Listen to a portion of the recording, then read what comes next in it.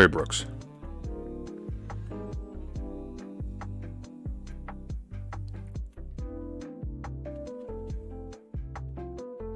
God, being sick sucks.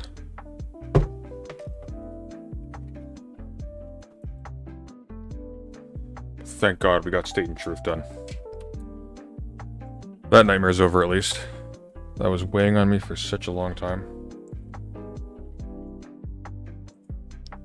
I probably carved off almost an hour of script from that thing. Which it had to get cut off because it wasn't coming together.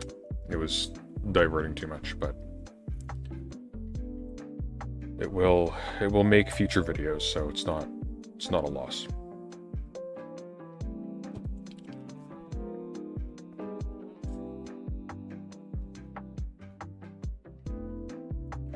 Oh geez, do streamers not do sick days? Sort of, right? So, like, if I'm really out of it, I'll cancel an appearance. Like, I canceled Wix panel on Monday, which I was disappointed about because I wanted to do that. I was out of it. I'm still recovering, but I'm sort of able to function now.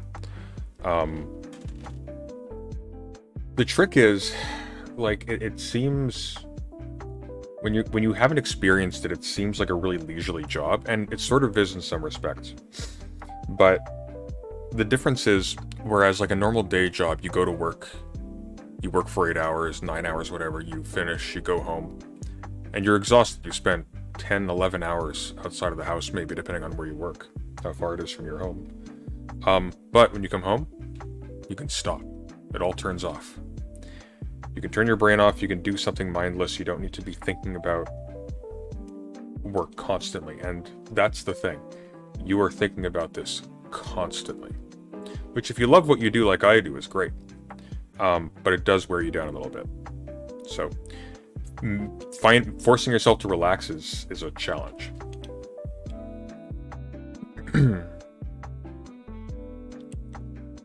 I just need to do the Zizek 666 video response stream. I'm going to, Joshua, and thank you for the 4 months. You picked, like, the hardest goddamn thing. That's one of the problems with doing, like, political theory videos in particular, is you get patrons and like, supporters who are way smarter than you, asking for, like, dear God, the most difficult projects, or fun projects. So my philosophy with that is, like, okay, you want to stream soon? Except yours, Joshua. Like, well, I'm gonna go into, like, this deep-ass Hegel Gnostic thing. I don't know what you're smoking, expecting that one to happen anytime soon. Well, we will. Dear God. Just go easy on me. Not tonight. If you want your perk fast, your video request fast, stream topic. If you want a video essay, I put a lot of work into them, so I make no promises about when it will be out, but it will be worked on. Truth and State was brutal. Because I had to read like 600 additional pages of material that I was not sufficiently familiar with in order to make the video. And the stuff that you get in the video is, like, really pared down. So. Which, Zizek? Fuck if I know, Brooks. That's why I'm not covering the video yet.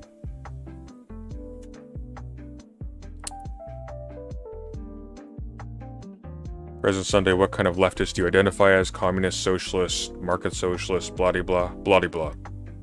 As of right now.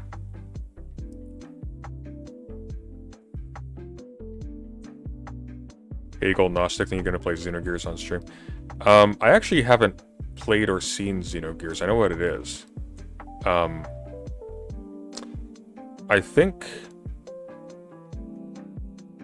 I don't know if there's anything Hegelian about it, though. I mean, there's definitely influences in, like, Nier Automata, and that's taken some aesthetic cues from Xenosaga, I think, especially with the music. But I don't think there's any Hegel in Xenosaga. I mean, Nier Automata literally has a boss called Hegel. It's a giant centipede that flies. That's what I think of when I think of Hegel.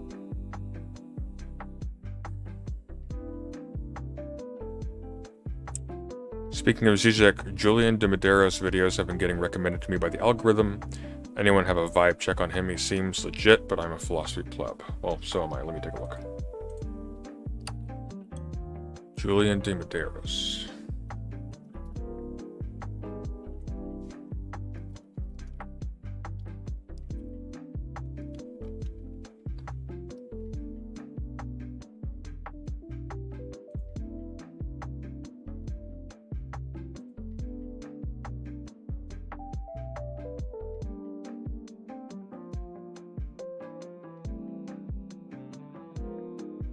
Well, he's got a video that's 4 days old called Why Philosophy Matters. That could be good for a vibe check. Let's try that.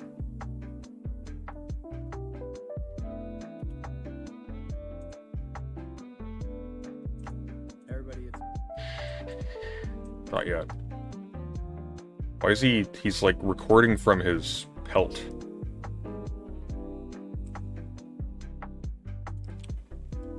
Alright, let's turn that off. Okay, let me know if the audio is good, guys. Hey everybody, it's me, Julian. Hi, Julian. As we reach the end of the year, let me prop this up. As we reach the end of the year, I'd like to dedicate this video to the reflection on why I think philosophy matters and why I believe that anybody can benefit from studying philosophy. Sorry, I'm not laughing at him. It's just the facial expressions and the gesticulations. Like, I'd like to talk about why I think anyone can benefit from philosophy. You know, he's got the kind of that what's that Peterman character from Seinfeld? Kind of just I like that. It's not a slight. It's just funny. That philosophy is less an area of expertise or an academic qualification, and more a kind of general attitude towards life.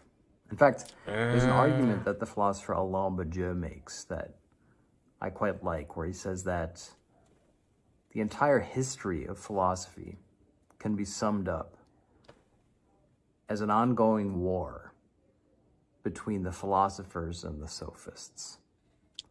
Now, I wouldn't characterize it as a war necessarily, but I do think that...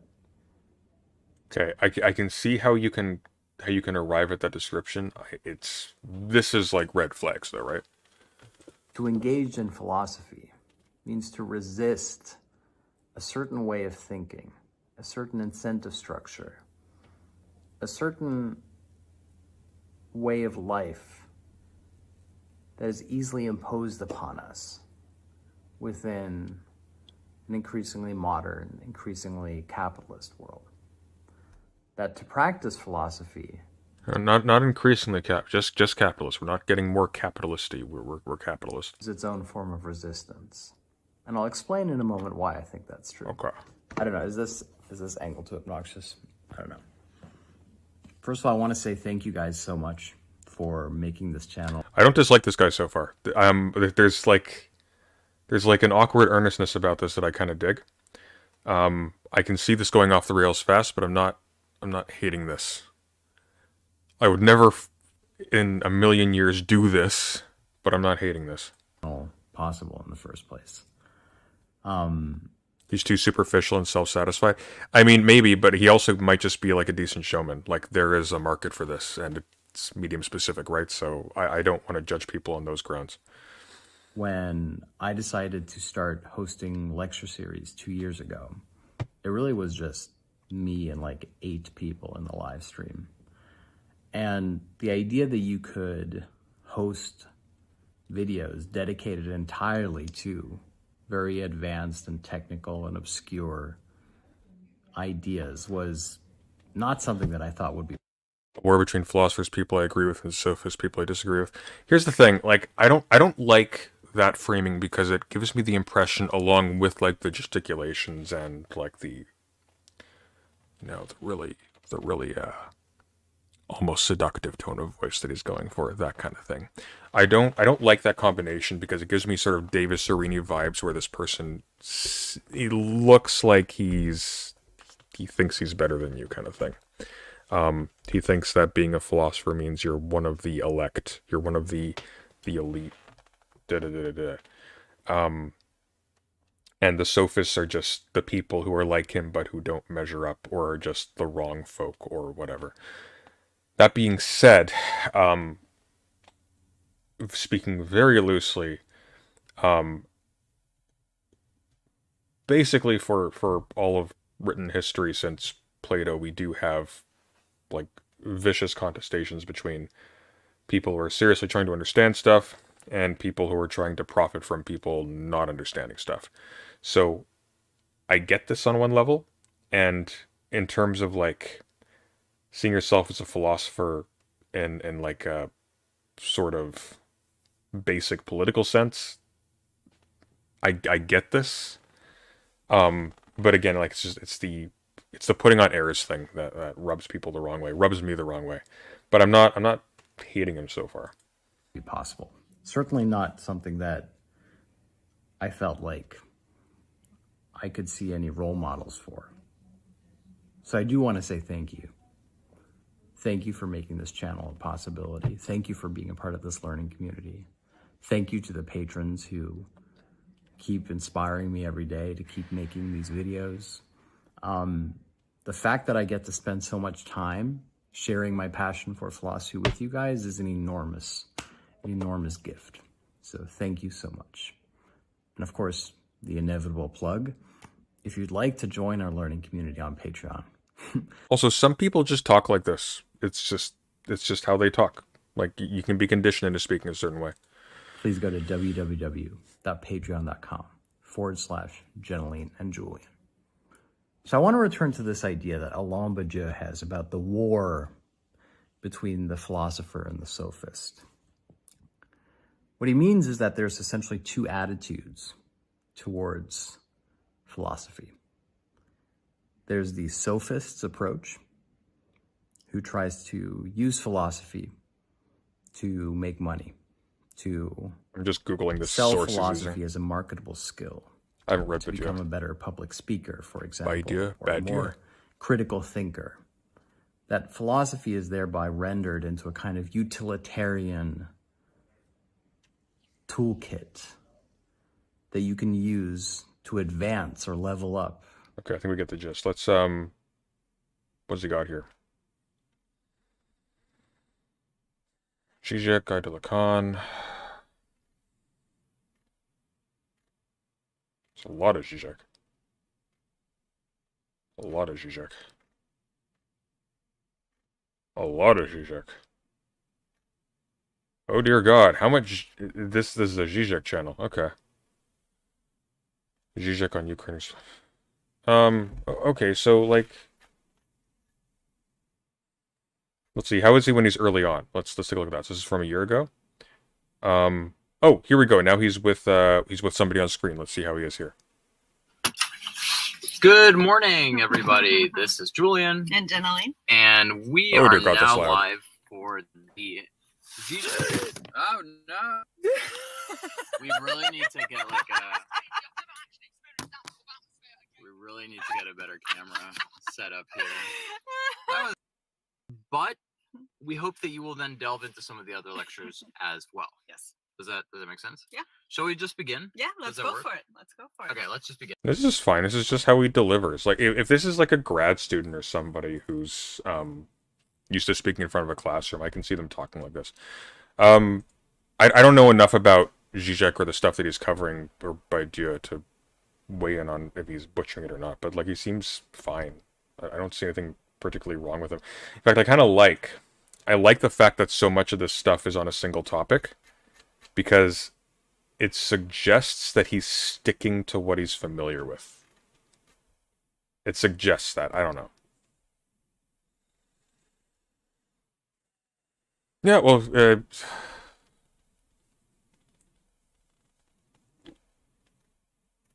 yeah, okay, seeing it bit Brooks, I guess.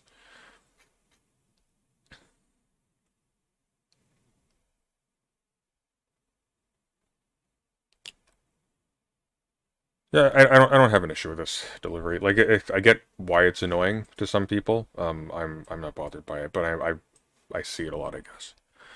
All right. This will be considerably more annoying. So I have no idea what the hell is going on here, but apparently, Polly, People, and Will, for God knows what reason, had a follow-up conversation, which I mean, it's almost romantic. They found each other. Let's just start it, I guess, and get this over with. You don't get to decide any of that You shit, lose. dude. I just- do you're actually. just- Yes, I do. oh, I get to okay, all decide right. because So- here's the thing. so Who you're gets to gonna do some decide? Well, let me talk, anti-black- Polly. So here, the stop person who talking gets over it. to raise the bar, the person who gets to raise the bar, it's not trans people and it's not cisgendered people. It's society. What is with this audio It's balancing? not opening statement, but like, Yeah. Oh, okay. I understand. Frame- We're having a frame meta what you- conversation to see how we're gonna frame the rest of our conversation, right? we're That's just fine. going to minimize talking past each other to begin with. No, I totally understand.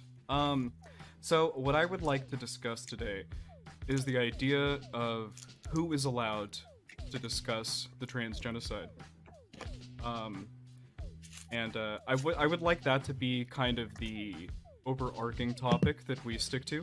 Is he still on about the fucking panel? Nobody had an issue with him having a panel on trans genocide. People had an issue with him having a panel on trans genocide, and to drum up attention for it, he pings a bunch of every trans creator whose name he knows, and a bunch of highly transphobic people, just to profit off of the mess that would result. He was trying to do a half-brained, harebrained, sorry, not half-brained, but maybe half-brained, Chud Logic thing.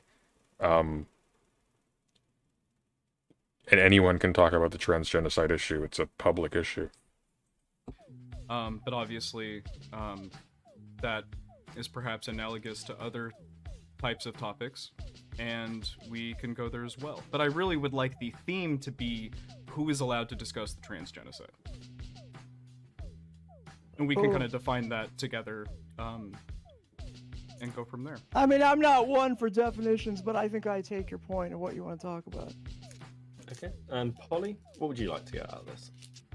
Well, I would like to describe my overall philosophy on, who should drive the discussion of the liberation of marginalized people, including trans people, and what tone policing looks like, so people can be more aware of when it is happening, so they can hopefully course correct and self-correct before they have to be called out by the queen of cancel culture, me. That sounds good. Okay, so basic ground rules. Very basic. I want to keep ad hom to Before a we- minimum. What's the background of these two interacting? Don't ask questions you don't know the answer to, Foxglove. Before we But- continue, could we Go on, just go. admit that I don't think either of us ever said anything publicly about discussing those two topics. And while I am willing to discuss them, What? Which What are two you topics? talking about now? Oh, tone policing. And yeah, exactly. Okay, whatever. Okay, Yeah, that's just fine. whatever. so just very quickly, I want to keep ad hom to a minimum, though a bit of poking is, Coward. part of this. If you talk over each other, I'll jump in just so it doesn't Okay. turn into a scream match. To begin with, Polly, give us an opening. All right, so well, What are the odds Polly will see PS streaming and we get another Inception argument? Fuck, you're right. It's gonna happen. okay, here's my opening statement. If you recognize that any people are marginalized people, including trans people, marginalized people, I don't think anybody's going to try to argue with that. Liberation can only come through by the terms as defined for and fought for by those marginalized people. Sure. Technically, as a practical matter, you cannot do it alone. You need to find cis allies to aid in your liberation. It's not the same as having a supposed cis ally come in and say, "You need me, and therefore I can dictate the terms by which I engage with you in the matter of your own liberation." And so perhaps Yeah, that is actually a good point. This is something that really annoys me with people who bring up, like, don't you want to convince your opponents to come to your side?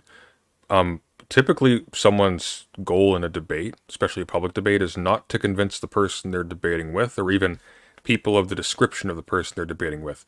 It's to create the spectacle of the debate itself, which will then convince other people who are not committed to the same things that your opponent is, to look at that issue in a different way, and then maybe be nudged onto your side down the line.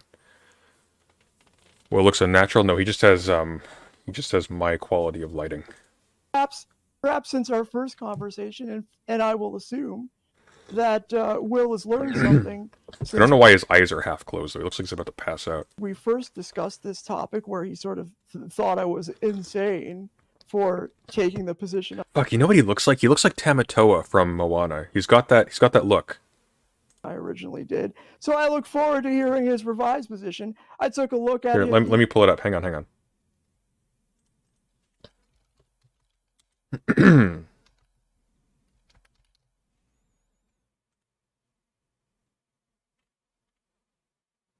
Oh my god, it's perfect. Hang on. Okay, just bear with me for 1 second.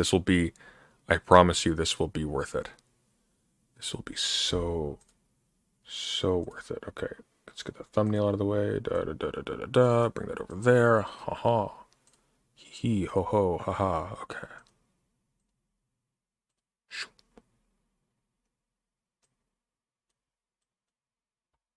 Right. Brilliant.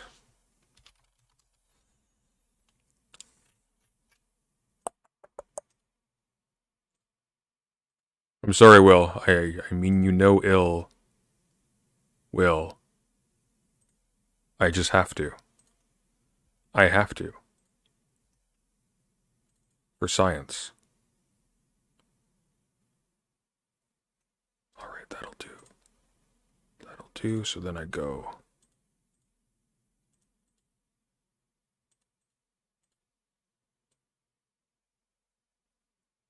And we'll just do a little slapdash job of trimming that off. Sorry, just bear with me while I finish this little art project. This won't take long, I promise. I promise. We're almost there. So close. So close. Alright. Now.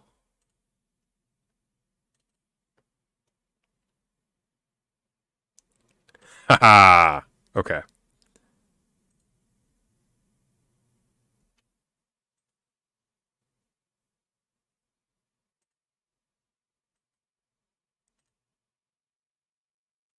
So now we move. I'll make this more efficient in future.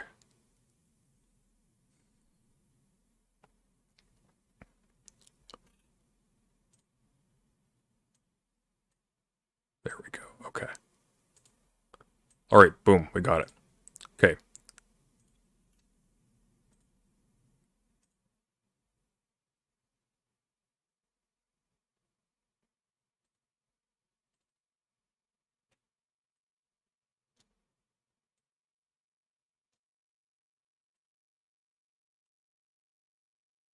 No? Here. I think it's pretty exact. There is some room for hope here. Like his first, he decided he was going to do a panel on transgenocide, threw out an initial invitation on Twitter to just a bunch of content creators, essentially. I think it's fair to say, trying to maximize the clout gain for that. He got well-deserved pushback, and it seems to me, if I took a look at his most recent attempt to create a panel on transgenocide, seems to have learned the lesson and has largely found, or maybe found entirely, a group of trans people to talk about our own issues, and that is to be applauded. Awesome. And Will? You're muted, buddy.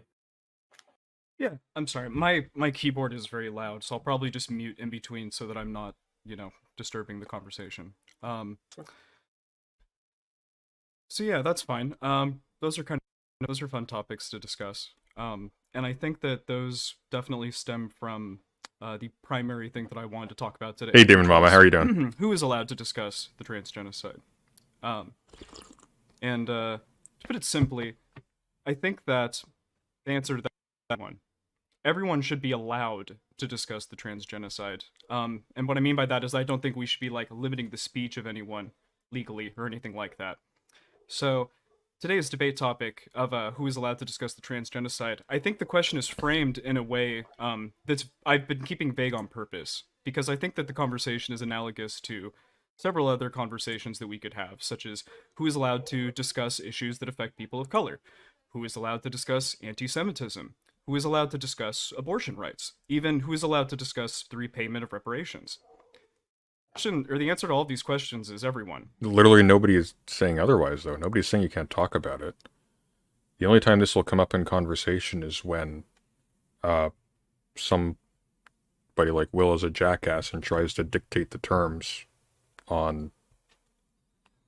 What were the grounds exactly? There's the practical necessity of having to have broader outreach beyond just the trans community to have political efficacy.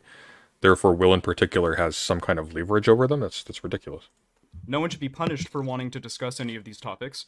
Free speech is based, and policing thought crimes is about as fascist as it is impossible. So I think what the conversation me and Polly want to have today, like the real conversation, is who should we encourage to discuss controversial topics? And I think that this has a much more... Our PS imps, pimps, PS followers are squids. Friendly to the imp tribe, though. More definitive and confined answer than everyone.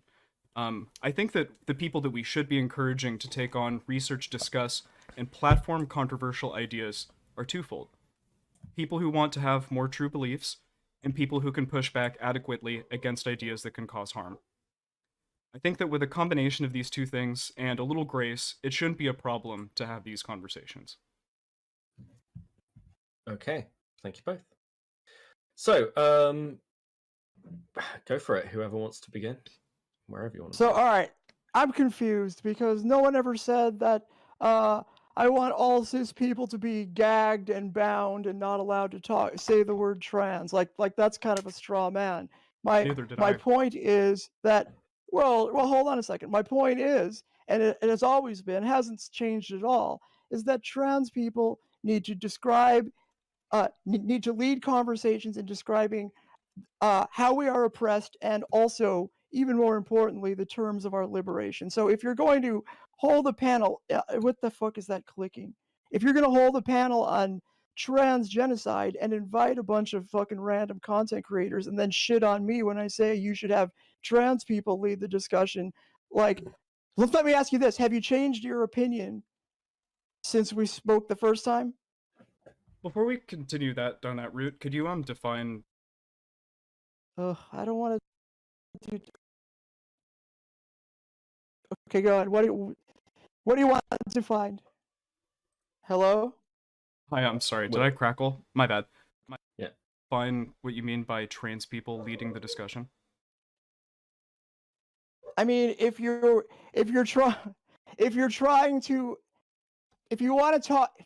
want to, being a cis person, gain clout for raising awareness, if you will, or debating whether or not what's going on with us is the beginnings of a genocide or something else, you should have trans people leading the discussion. Like my whole point was that you deciding essentially like whether somebody like Mr. Girl, who is a transphobe, should be, goddamn, what is that clicking, dude? Like, it's I'm mute. I'm sorry. What? Okay, all right. So Again, I'm not going to argue against the point that trans people should be leading the discussion, but by the same token, the issue wasn't that trans people weren't leading the discussion. The issue was that it seemed like a really cynical, opportunistic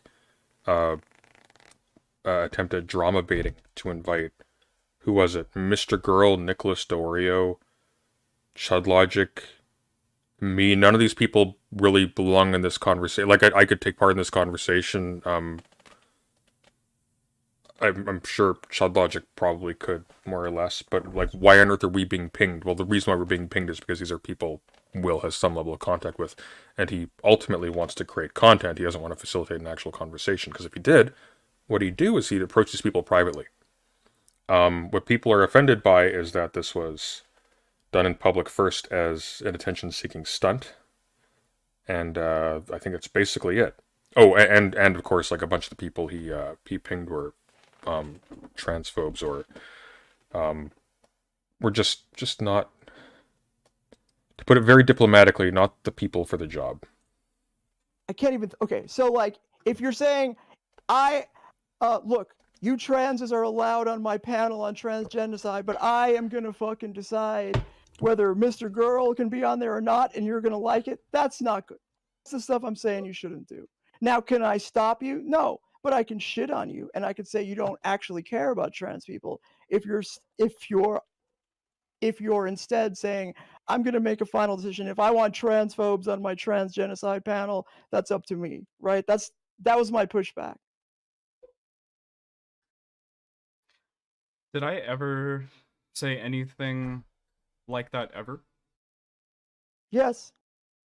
I don't think I did. I don't think that you could find a single All right. clip of me saying anything remotely Hold close on, to hold what you on. just described. Just to again stop you two talking past each other. It's not what you said.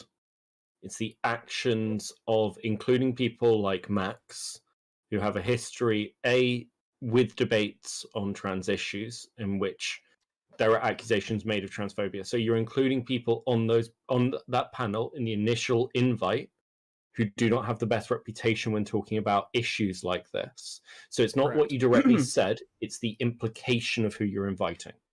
She said that, but Polly literally said word for word that I said that I want to allow people like Mr. Girl on and fuck you other trans people. Hold on. Because I didn't say anything like that. I didn't allude to that. I understand the implication thing. I think is let's separate. not get caught up on language. It's not, when Polly says you said that, what she means is This is a 2v1. I'm kind of surprised it's a 2v1. I don't know much about Beckett, but given the circles he's in, I wouldn't anticipate that he'd be a Poly person in this. Although I guess Polly and Stardust have been close for God knows what reason. essentially you implied that. It's fair enough. I'm gonna need Polly to be significantly more specific with her language. That's fine. If I implied something I will versus jump in actually with, something that I said, I will need jump that in with those clarification. clarifications. But I mean, but that's a fair. Would you agree that that's a fair criticism? If she thinks that that's what was implied, that's fine. But I did not say anything remotely like that. But it wasn't okay. So it wasn't your intention. No, my intention was not to do that. Okay. Specifically, I mean, what she said is that if a cis person wants to gain clout for raising Beckett basically ends up taking control of what Polly is trying to say. In what sense? That phrasing is odd. awareness for the genocide, you should have trans people leading the discussion. That's fine. Yes. I don't really Okay. think that I don't think that anyone should be having these discussions for clout at all. So I just want to say that when I raised the idea of having the discussion, I didn't do it for clout. So Well, should we go over your initial invitation list and decide, like the implication was that you decided you were going to invite a bunch of large content creators, including Mr. Girl. Shed Logic is not some neutral or pro-trans person. He's a bottom feeder now, not really worth paying attention. I mean, I agree. I just mean he could potentially be, like, competent for it. He's not historically insane on that subject. I wouldn't trust him now, but he could. I don't know if Mr. Girl could, ever. Nicholas DeOreo is a clown. So... And I'm a nobody. Including people who admittedly right off the bat said, I don't know shit about this topic. Trans, like, come on now. Like, what was your purpose? Just to get a bunch of people to talk about By the way, Will, a word to the wise, you saying I didn't do this for clout has no currency. People will judge you by your actions, not by how you describe them after the fact, and there is... Nobody would do what you did, not for clout. Like, that's silly. Of course you were doing it for clout. You pinged the people that you did because these were people you knew with an audience. issues related to trans people, and you didn't really, you didn't think much come about on. whether or not it should be led by I mean, like, come on, just admit you didn't think about it that much when you threw out your initial invitation. would you like to hear my entire analysis for why and how I came up with that? Let me tell you my tale of woe. Sure, I'll hear you out. Totally fine. So, one comment that was made about that list was that it seemed like I just invited like random trans people. in the Well, first hold on. round. I'm So talking. here's I'm not talking about the hold- trans May I answer people, the question? right? May I answer the question? Inviting- I'm gonna get to Invi- everybody. It's okay. fine. But can I go Oh, through it? Like fuck, there's a please just start with the controversial stuff. I'm not gonna Why- shit on wait. you for inviting trans people, okay? we're not trying to have a controversial conversation. We're trying to have an honest conversation. Oh God, Okay, you're let's- such let's- a whiner, dude. We okay, can, all we right, can get go we ahead. can get to Go trans people. ahead. Like, Go ahead. All right, I just you're want right. to answer Let's the have- question. I mean, Okay, all right, brother. Go ahead. go ahead, Will. Go ahead. so This is what frustrates me about Polly. Polly is actually a fairly articulate and intelligent person. When she tries to do the belligerent thing, it just becomes impossible. I don't know what it is. I just don't know. Her, like how she comported herself with Loner Box, nailed him. This just doesn't look great. I invited trans people that I knew in the space, that I was familiar with their ideas. So I think that I invited 2 or 3 trans people in the first I list. don't And care then the about only- the trans people. It's What? Well, hold on. No, this is important because there was this implication made in the Alright, beginning okay, that I okay. invited people that I didn't know. I was just a clout shark. I added a bunch of Oh, people that I didn't fuck. know or that I didn't have any kind of Alright. engagement with. Well, harsh reality, okay? You have to internalize this and come to peace with it. It doesn't matter if nobody can prove you didn't do it for clout. You have to prove you didn't do it for clout. One of the ways you can prove that is you approach those people in a responsible manner, one by one in private, and if there is friction there, or if you see that there's a reason to expect the conversation will not be productive or will even be harmful, you sacrifice the content on those grounds. That would prove that you are not in it for content, that you were not in it for clout, rather. You didn't do that, so you have to earn that kind of charity. With. So I want to kind of I'm going to throw this out because the reality is that I invited all these people with intention, and my intention was good. So anyways, I believe I invited 3 trans people. Says that I you, that's the recently problem. Had conversations Okay. with. The only trans person Alright. that I hadn't had a conversation with was Taftash.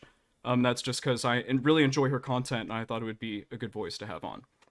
Every So other can I ask you person a that I question? had Right, invited hold on. Wait. Why can I finish, Before you do Polly, that, please? Just wait, please. Why? fuck, Can dude. I listen? Why I didn't think you- that you would wait, really understand if you would let me Well, finish well, my whole stop, thought wait, process. Stop. Like, because your thought process is going to take time. Let's pick it apart. Yeah. Let Okay, so let yeah. Polly ask the question, and then I don't want to derail things too much, but Yeah. it's, I want Why to didn't you- appeal to the why didn't- moderator that it will be significantly more Holy coherent shit, no. As well, top right now, that's Beckett. Beckett's actually doing a fairly decent job so far. if I'm allowed to say my entire thing. And it's really going to take maybe 60 more seconds. Can Polly listen to a conversation for about 90 seconds long? yeah, no, but okay. Is that fair? I 60 think seconds. it's Go. useful. I think it's useful to bifurcate okay, so you That's fine. You Take invited some notes. trans people. Take notes, Holy Polly. shit, It's shut- fine. shut- Take notes. Let me say shut- my whole thing, and shut- you can take Whoa, notes, whoa, and then you can tear it guys. apart. like, Is that fair? Folks. Okay, so this we are you are- very early into it. you- Chill. Like, You're okay, sh- I'm gonna just make a quick rule. Very quick rule. I will take questions because I think questions are important. But if I rule on something continuing, let's just let it continue, okay? Polly, what I'm going to do is I'm going to note that you have a question. I'm going to let Okay. Will finish his thing, but at the same time, because I don't want you talking over here, and I also want to give you the same space without Will interrupting, so you can say your part, okay? So Will, Well, but it's super important for me to that we deal with one point at a time, right? okay, I understand that, and I understand why you want to bifurcate. Yeah, but whatever. Will wants to keep talking, so go ahead. Go ahead, Will. Polly, take notes. That's my suggestion. So basically, Fuck the off. idea with the Just thought keep list, okay, talking. was that so everyone that I invited in my tweet was someone that I knew personally, that I had already interacted with in the space, and they were people that I thought had interesting opinions on trans issues. So I invited the trans people that I had interacted with, that I thought would be interested Will, Mr. Girl. You invited Mr. Girl. Big mistake. in being in the panel. I invited people who I thought would have connections to other trans people that might be interested in being in the panel. I invited Mr. Girl. Why? Not because he's good on trans issues, but because he is the purveyor of 3 of my favorite panels that have ever existed. So kind of as like a courtesy, I threw him in there. Man.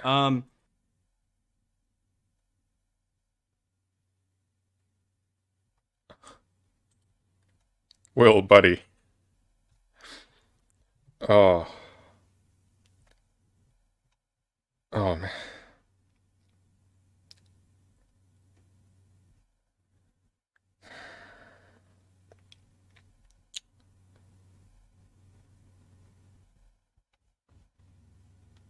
Okay. Okay. As a courtesy to Mr. Okay. All right, well. Oh, boy. And yeah. And listen, so obviously my intent with this was not to gain clout. It was actually to like get it in front of a group of people that would actually be able to like create interesting discussion. And I've learned since then that that is not the best way to go about doing shit on Twitter. So there's that. Now, your turn. Okay. Polly, you had a question on, I believe, when Will mentioned Taftage. No, I mean, like, okay, so I would just like to take this moment to say we waited for Will to provide the additional, very important information that he talked over me to provide us, and it was literally useless. So it was. Let me go back to the question I was going to ask after you got through your list of trans people. I wanted to ask you, why didn't you invite me?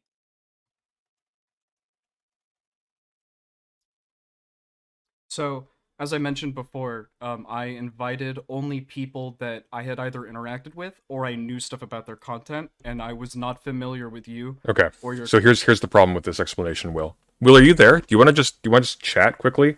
I'm dead tired, so I won't be talking to you for long. But if I can say this to your face, that might be more efficient. content or really your involvement with the drama. I was more familiar with President Sunday and Lonerbox and their side of the drama. But I didn't realize that you technically were like the beginning part of that. I did not know that at the time.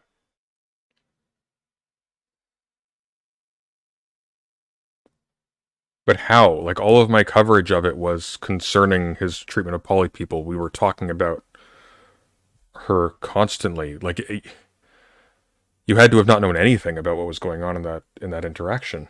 Like, nothing at all. What were the original tweets? Let me find them again. It's been a hot minute.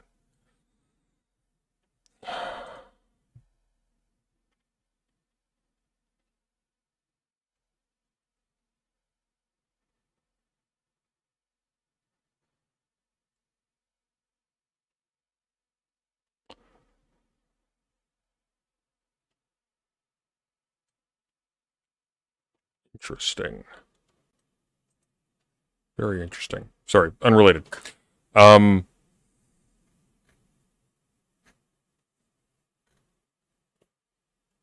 screw it.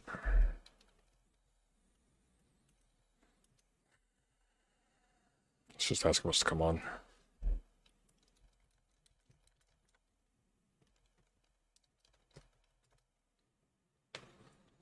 You're in the chat anyways. By my reckoning, it's not going to take up any more of your time.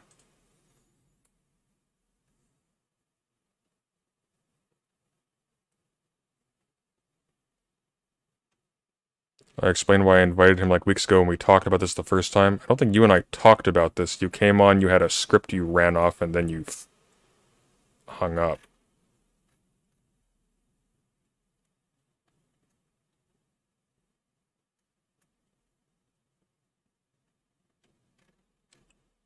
I'm on vacation just watching the stream today. Alright. You didn't know that the discussion between President Sunday and Lonerbox arose from my debate with Lonerbox?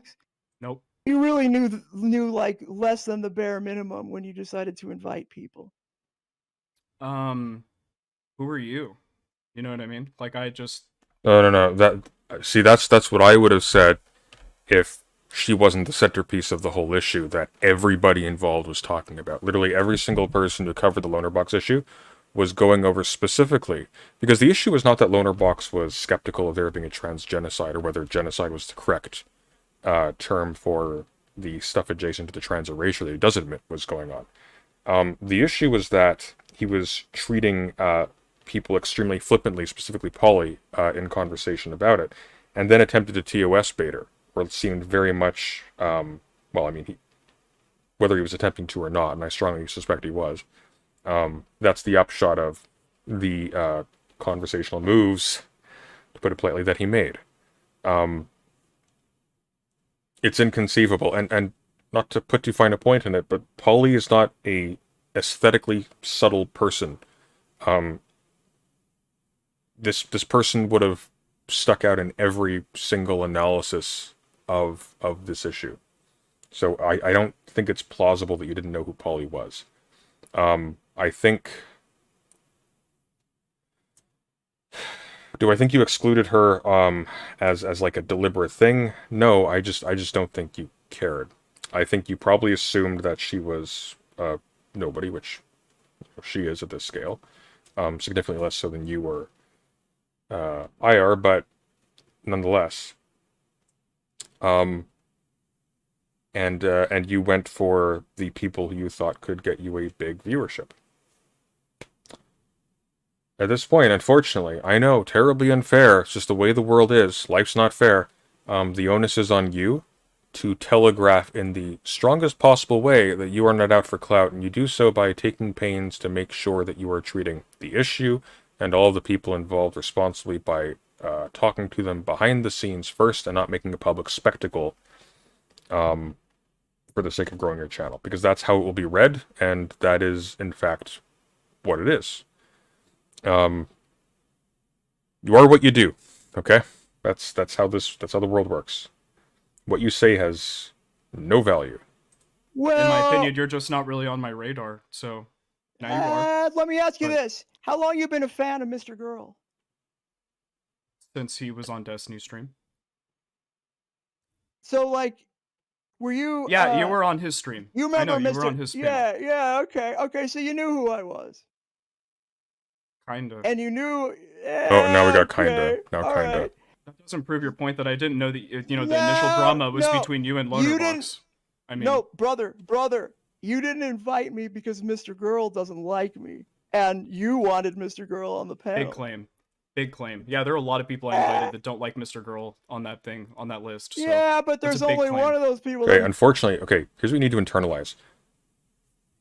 This kind of thing, it's like a court of law in some respects, except for the fact that there is no burden of proof on the accuser. Everybody is making inferences. There is no rule saying you can't. And that's the only person whose problem that is yours. So, or is you, I guess. It's just, I won't harp on that anymore, but like, it really doesn't matter how innocent you think your intentions were. It just doesn't matter. Mr. Girl specifically. Trust me, you're not in my thoughts that much, Polly. Trust me, it wasn't as calculated as that. That's fine. All right. I didn't know who you were. Hey, you got plausible Hey, Polly, deniability, but it does seem. After I found out who you were, did I invite you to the panel? Hey, hold on, dog. So Why? let me ask you After this. I found out who you were, did I invite you to the panel? Let me, brother. No, Let me ask. let Polly ask a question. Can I ask you a question? So when you became aware of this issue between Lonerbox and President Sunday, what was the conversation between Lonerbox and President Sunday that caught your attention? It's not so much, I'll be honest, I mostly was just like looking at it on Twitter. I think that's how I didn't know that you were a part of it. Because the thing for me is that I really liked, I still kind of do, but I really used to enjoy President Sunday's content a lot. And I, for the most part, have kind of found Lonerbox to be a pretty stand-up guy with most of his takes. So I just thought it was really annoying that President Sunday was beefing with someone that I felt like should be an ally in the space, since they both basically agree on the same take, right? It's just one person is willing to call it a genocide and the other isn't. And I just think that's, so that's kind of really where the beef started with me. All right. So, can I ask a question then? Could you answer my question actually about Well, did I invite you to the hold panel? on, brother. You asked if I could ask you a question. I said no. You decided to do a panel on trans genocide based on what you happen to see on Twitter. Is that your story here? No, there's actually a lot of things that go on in my life in the background that I don't share online. That Well, no, drive I'm just me trying to to. be. Okay. No, it's fine. Okay, I'm very answering the quickly. question. That's fine. No. It's Hold on. Stop a second. Because there is a timeline here. Because I remember this Yeah. timeline well. Yeah. Because Right. Yeah. and it's worth clarifying that you put out Okay. the tweet for the panel after Chud, Loner, Lonerbox, and I were on Chud's stream talking around this topic, and you came on and talked to Loner and me about the topic, and you released the tweet the same day. Yeah, you released the tweet, I believe, the same day as that stream, because it was after that had happened. It was after you'd had a conversation with Lonerbox, because you gave your definition of what you'd find as a pre-genocide position, and I pushed back very hard on that on Chud's stream. So there is a timeline here matchup. Now I'm not making any claims about Polly or anything else, or you knowing Okay. about Polly, because I've got no fucking idea. But I would like. Okay, and moderator. that What are time- you that implying? timeline matters. What are you I'm not implying? implying, and I'm not implying. Then why did you bring it anything, up? but Okay. because Just start it out there. Okay, well, here's the problem, okay? You're leveraging astonishing ignorance as a defense for seriously mishandling a, at best, extremely sensitive issue in a public way, and you are being insufferably arrogant in how you're comporting yourself. This is like the least charismatic a combination of features that you can have. Just don't do this. What would have been much better in this conversation, if everything else was the same, just be deadpan. Don't do the smug smiling thing. Don't drink while you're doing this. Just, you know, pretend you're like I don't, like an accountant or something. Just be. Just don't. There, I think just like, what are we doing here? I think there's an element there where like the timelines get skewed when we talk about this because there's a lot of drama involved. But specifically, when you put out the panel conversation, it was after already having a conversation with Lonerbox and me on this topic on Chud's stream, and that was the first time I'd seen you talk about it. You'd already been researching it because you'd already been speaking to an expert in the topic area.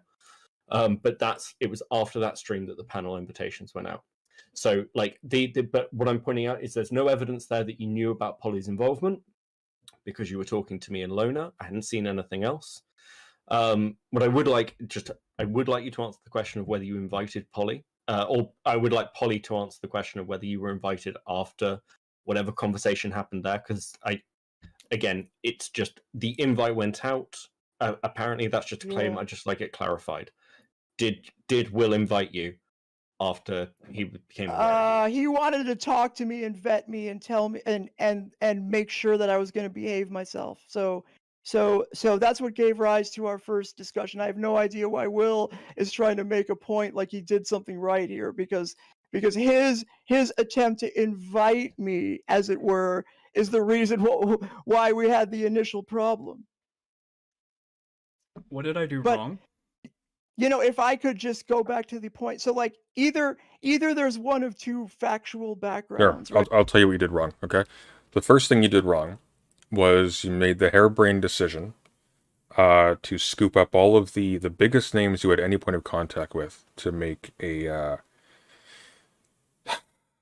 to make a shit show of a panel.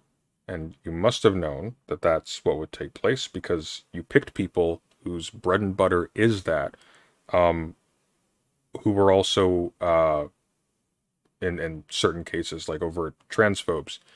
And then you picked, who did you pick for the trans representation? Demon Mama. I actually can't remember who else. I think it may have been Toftage. I can't remember, but so you got called out for that. Appropriately, by the way, and then your response was to fight with them over it. And not just to fight with them, but to be extremely condescending. That's the problem here. What you should have done is first of all not do any of that in the first place. Don't don't announce a panel as if you're like in an appropriate position to do this. I mean, even just as like a smaller content creator, it's like, who the hell are you? Like, I don't want to get pinged by random people like this. But moreover, you should have reached out to everybody individually, ascertained if the people involved were comfortable being immediately put into communications with people like Nicholas Dorio, Mr. Girl, Chud Logic, etc. And then had a panel once you had people like say, yeah, sure, let's do it. Then you could have pinged people and said like, hey, so we've got X, Y, and Z ready to come on. You guys want to join? Everybody here is cool with it. That would have been fine. And then following from that, once you were called out for not doing that, you should have been extremely conciliatory or silent. That's also a strategy. You could have just said nothing, and it probably would have gone away really fast. Also, like, how many people in general? Yeah, I don't know how many people he ran this past. It can't have been very many. I don't think, because I don't think most of the people that he pinged were even willing to appear. Like, Mr. Girl wasn't willing to appear. That's I don't believe he was. I would be astonished if Chud Logic was willing to appear. I think he was laughing at the idea. So you can't have run this by anybody. And just like everything that you're doing, your mannerisms here, the way you're comporting yourself in your conversation with Polly and even with Beckett, we're not even gonna talk about the conversation with me. Everything you do screams that you think you're some kind of genius, that everything you do is well conceived and just morally motivated, yada yada yada. And what you look like to everybody, Will, and I mean everybody, is a combination of extremely cynical and hopelessly out of your depth. Like at the bottom of the deepest trench. Nicholas Dorio, I think it's spelled. Jane Sox just said he's a drama commenter. Nicholas is a dipshit. It's not worth talking about. Right. One is you heard about this discussion about transgenocide and went and popped off with an invitation right after one discussion, or you knew about the thing all along. You sort of and like knew I was involved and didn't invite me. Right. It like doesn't take much to like look into the background of that discussion to know that the buzz around it arose out of my conversation with Lonerbox. So either you put no effort into looking into the issue, or you specifically chose not to invite me. So which one was it? I think you suffer from main character syndrome, and I literally Well, it's I just wouldn't you do say not you that. do not you. I'm telling you that you were not in Oh, my God, mind Will. whatsoever when I sent that tweet. I did not know who you were. I did not know All right. anything about you. I did not know your discussion with Lonerbox when I sent that tweet. This has I'll been accept something that. that I've been doing over the past, I want to say maybe month or so, because to me I think there are two very interesting topics in our discourse today. Extreme conservatives are saying that LGBTQ plus people are grooming children. Obviously, this is wrong. And in my opinion, extreme leftists are saying conservatives are committing transgenocide as we speak. I also do not agree with the way that this is framed. So I've been kind of on this mission of sort of de-radicalizing. Everybody in this stream, with the exception of Beckett, I have no idea what the fuck Beckett's doing, is suffering from main character syndrome. I'm sorry. And unfortunately, Will, and I say this in a very caring way, you suffer from it worse than Polly. And if I'm saying that, you can take that to the bank. Both sides and trying to get more people to talk together for a long period of time, longer than I've known about this drama or the tweet or whatever. And I'll just like to say that I was doing research about transgenocide and stuff like that for, I believe it was either a week or 10 days before I did that tweet. So there was a lot of build up before I even, felt the confidence to be able to go on with that conversation with Lonerbox and Beckett on Chud's stream. Wait. There was a lot of research that was built up before I went onto that stream. I was Okay, already well, well wait. into the topic. So somehow you didn't wait a second. Then how did you not know? How did you not know Because that you I had don't the revolve convers- around. Because you don't revolve. You're not the fucking center of the trans genocide. I wanted to actually, like, you know, learn about the history of trans issues. I watched Demon Mama's video. Demon Mama, I think, made a pretty decent video on this. I The one watched, with obviously, me in it? Luxander. No, what are you fucking talking about? Holy Polly. Not all the Okay, content is I'm about you, confused. okay? I'm so ashamed. I still haven't had time to watch that. I need to. I'm probably gonna go over it on stream at some point. It's just so much bloody stuff to keep up with. Now that I've got the truth and state thing out, I can focus on stuff finally. So that's good. The one where she goes and breaks down the trans genocide, goes over the 3 most popular bills. So what? It has nothing to do with you. What do you mean? I watched that on stream. All right. Okay. All right. That's what inspired Okay. us. Okay, I Fair feel enough. like we're gonna get caught on this. We're not gonna get anywhere. I can see reasons why Will wouldn't have known who you are. Because... Why don't we check very quickly? Actually, let's see if Polly comes up. Shouldn't be hard to figure out. So I believe he's referring to the "This Should Concern You" video, which I did see bits of it.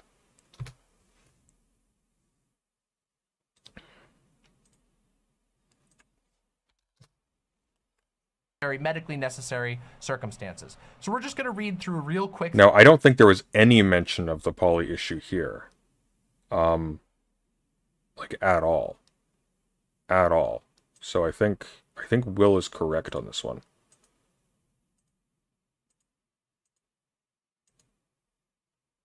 Let's see. Oh, no transcript. Okay. That's a shame. We have timestamps. Oh, here we go.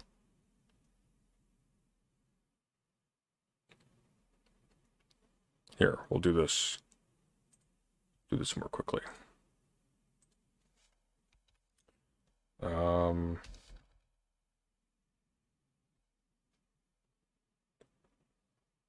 did I close the thing? Damn.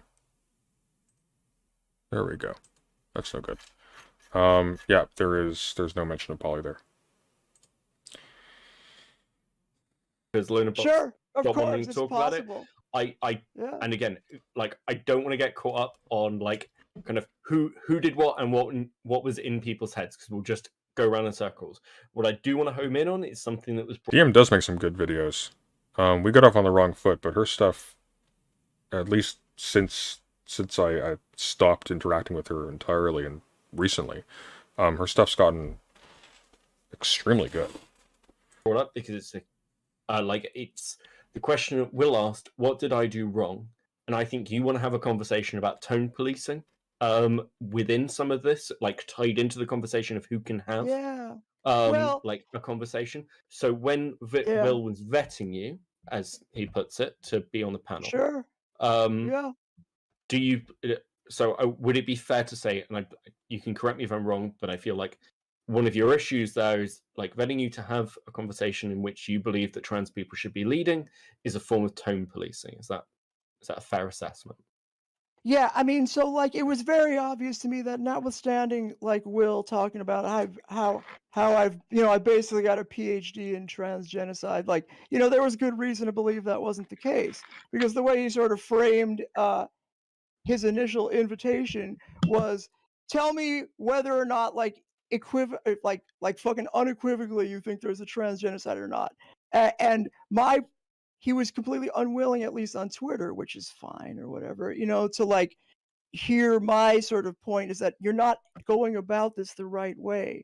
Like this is not the type of thing that should be talked about like your ordinary debate panel situation where people say there's either a genocide or not, because it could be, you could do a significant amount of harm if you do that.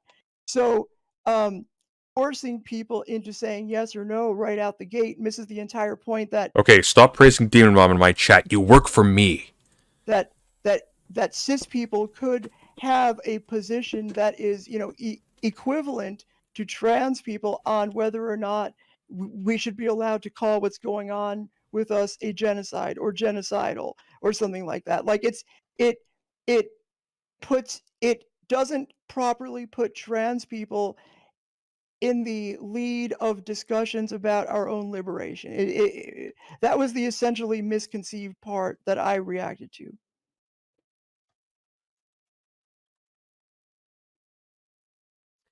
All right, we got a lot of claims to go through. Are we gonna let me go through all of them?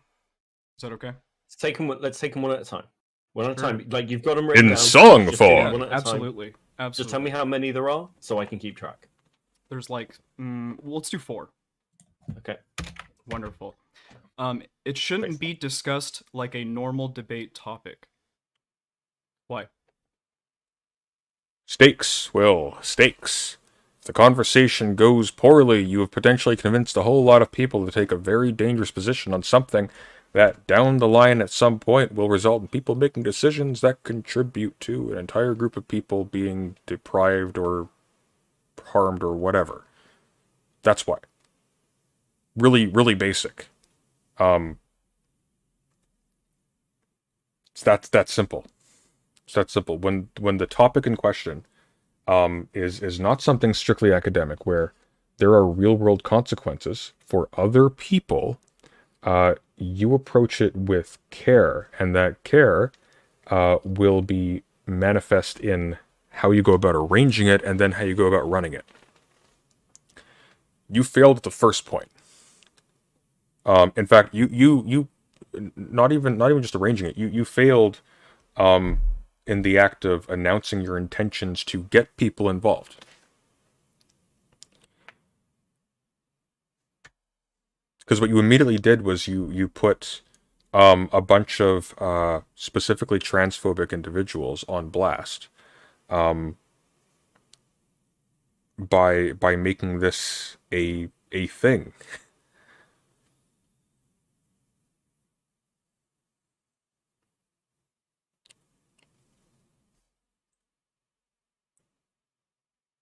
Huh?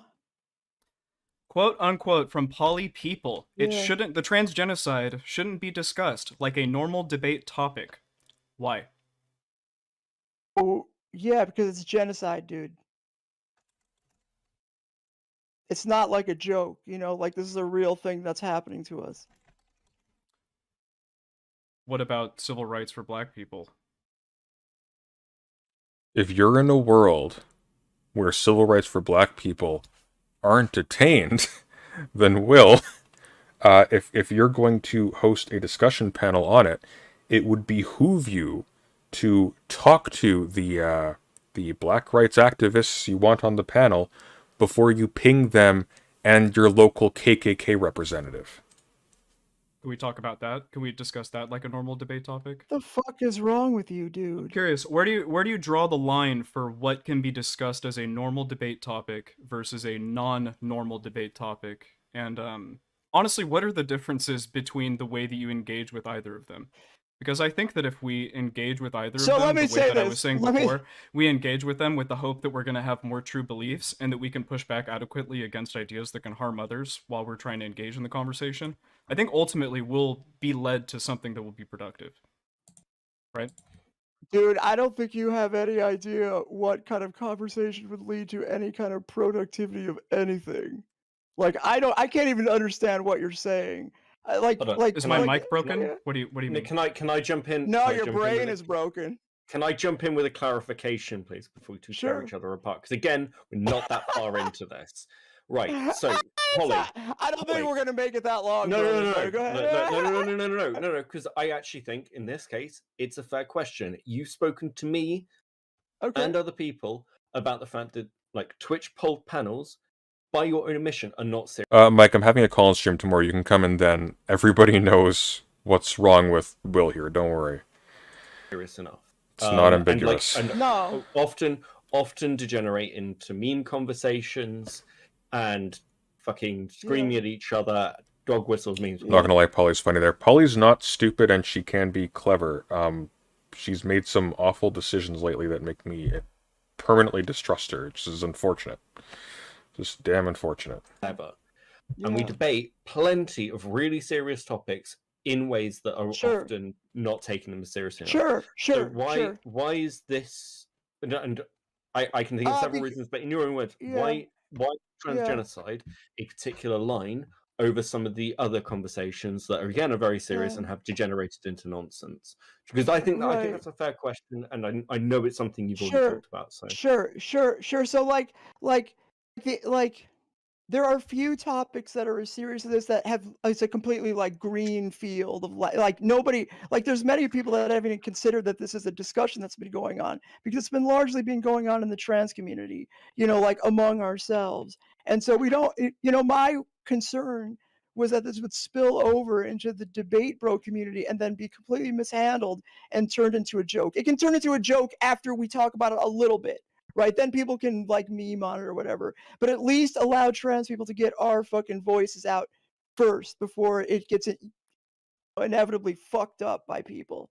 Like it was super important because I think what's going on with trans people is like deadly serious, and it was I had a chance to run interference between the serious issues that I deal with outside of Twitch Imran, don't you poll dare. before it sort of got fucked up by the Twitch poll sort of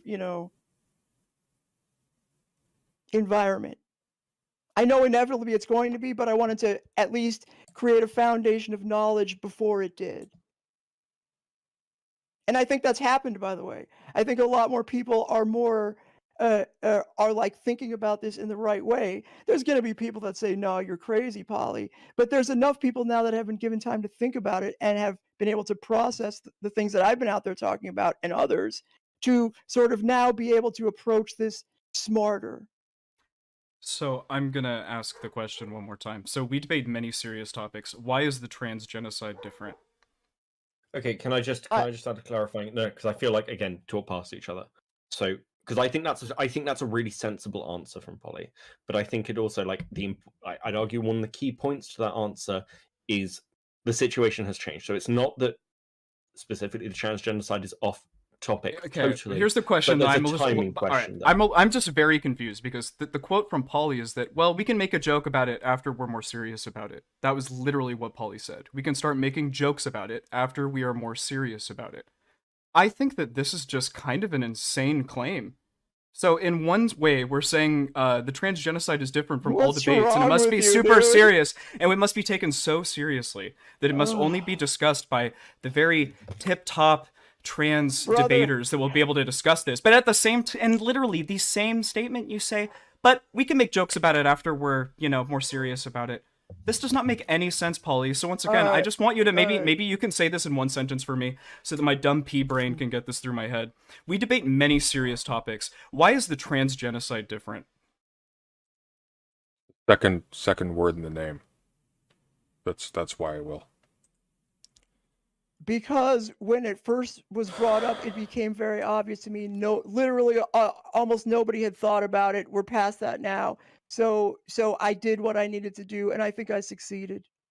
So now you can cry about it and have your fucking panel.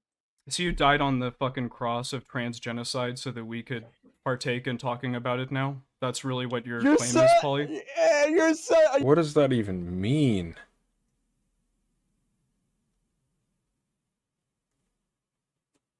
Will, what are you doing? Will, just because a thought occurs to you doesn't mean it's a good one. Yeah, That's what you just said. That's Okay, exactly my claim, brother. Let's move on. Okay, That's fine. we're gonna move on to the second point, but just to I'm clarify fucking again Owen. from timeline because I've had to watch all this shit unfold. Polly actually did say this at the time. She said she was surprised that the debate broke out. I remember because it was like the third conversation Polly had on this, and it was with me. And she's surprised that the conversations broke out because she did not expect Loner Box to have the take that he had in the first place. She did not expect it to be a controversial thing. And I said this to her at the time, it's one of the few times that Polly has actually ever described herself as an advocate or an activist directly for anything. So, it did clearly matter to her. She said that as much on air. She actually, I believe, said that to me privately as well. So I do believe that statement. I understand where your question is coming from as well. That's not to dismiss your question. It's made to back up a point. I say, I think it's a fair question. Okay. I Yeah, also just want to yeah, say I that know I the think that reality is. Hold on, No, no. hold on, Okay. please, Okay. please. I also know the reality is eventually it's going to be a topic that people talk about. I just wanted to get people to a minimal level of understanding, so there wasn't a fuck ton of misinformation out there from people that are just saying, it's certainly not a genocide. People aren't being carted off to the ovens yet, so it's not a genocide. Like that's, I want people to understand that that's not the argument, right? It's super important to me because, well, for all kinds of reasons, but especially I'm trans, right? It's super important to me that people don't like start from a position of misunderstanding, knowing that lots of people will, but try to limit that. Okay. Will? That's the Please name of go the ahead. panel. I want to limit the amount of minimum knowledge people can have before they can have the discussion. That's what you said, right? I just want to make sure I understood what you said. Misinformation. I wanted to limit the amount of misinformation, knowing that there's going to be a certain level of misinformation. So I thought, if you have a Also, incidentally, Will, serious topic with serious stakes for other people. You do want to limit the conversation to people with a minimum threshold of knowledge on the subject. Like, I'm sorry, you don't risk, a Nazi or a transphobe or a racist or whatever, looking really appealing to an uninformed or unprepared audience because you slapped him in the arena with other people who weren't prepared to push back properly. Or because you had 3 of them and only one of the trans person or whoever was represented on that panel. This is basic. This is basic. Actually, if you're going to deploy like marketplace of ideas logic, this kind of really careful balancing is key. Because what you want to avoid at all costs is people being able to brute force bad ideas with rhetoric and noise. Because that can happen. There is no rule that says the best ideas win just by being spoken. The best ideas often require a certain degree of knowledge in order to understand or to be persuaded by. And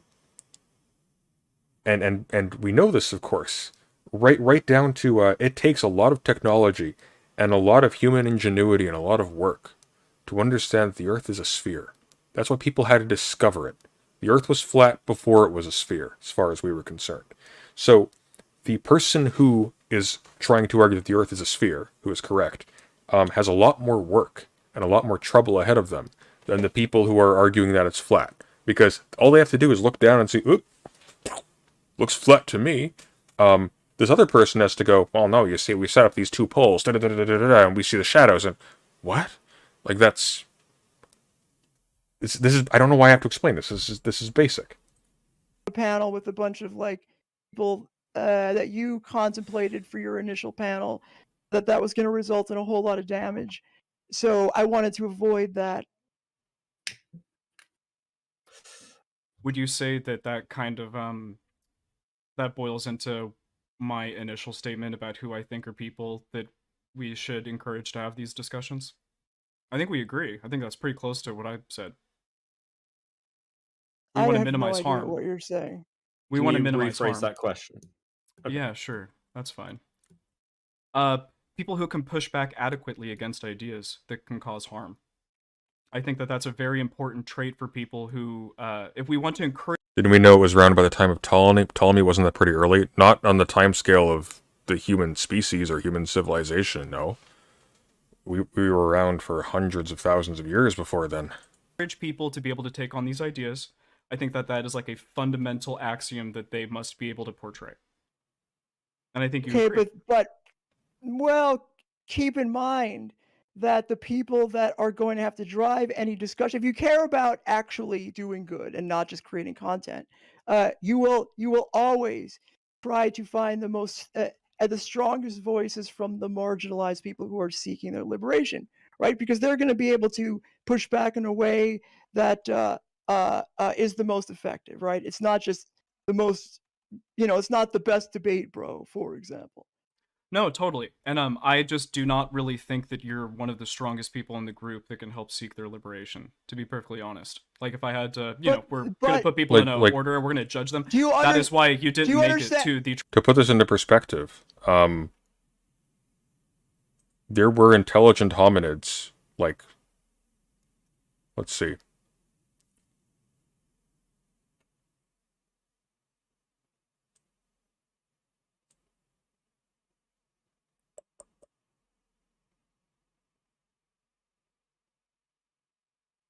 It is unclear when the line of Neanderthals split from that of modern humans. Studies have produced various intervals ranging from 315,000 to more than 800,000 years ago. Damn.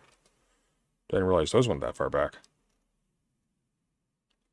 These were intelligent tool using cultured ancestors of ours. They had they had the means to communicate facts about the world to each other. You could not convince one that the earth was round. Although maybe they wouldn't really have a reason to argue with you, but that's beside the point. trans genocide panel, because I don't think that your conversation is Wait. really that conducive for this discussion. So yeah, other people Wait, were so picked you did instead know of who you. I so you did know who I was. So you No, I lied looked when up. you said No, you I didn't know looked. who No, I was. I looked up who you were after. I watched all of your debates after you commented on my Twitter, and that's why. See, because here's the thing: I make the tweets at you, right? And then I DM you, and I say, "Hey, Yeah.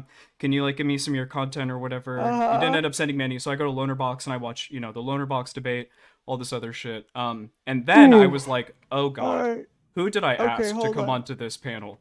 So then I sent you the I no, DMs no, and I I want to said, reorientate it away from this because you're just Yeah, going to end hold up on. "Okay, fighting each whatever." other. I No, mean, she well, asked no, about no, it, no, so hold, and she No, no, no, brought no, it wait. up. So I know, but there's no good way at okay, this moment I'm in done. time. That's to fine. do So it. can we bring up one of her other no. claims that she talked about? Is that No, fine? no, no, no, no, no, no. I want to stay on this topic, right? Because this is exactly why Will is specifically and uniquely unqualified to have serious discussions about really anything, but certainly not the liberation of marginalized people. Like, he doesn't get to decide who is the best voice from the marginalized community that he is supposedly white knighting for. He might not like me. He might find that I'm abrasive.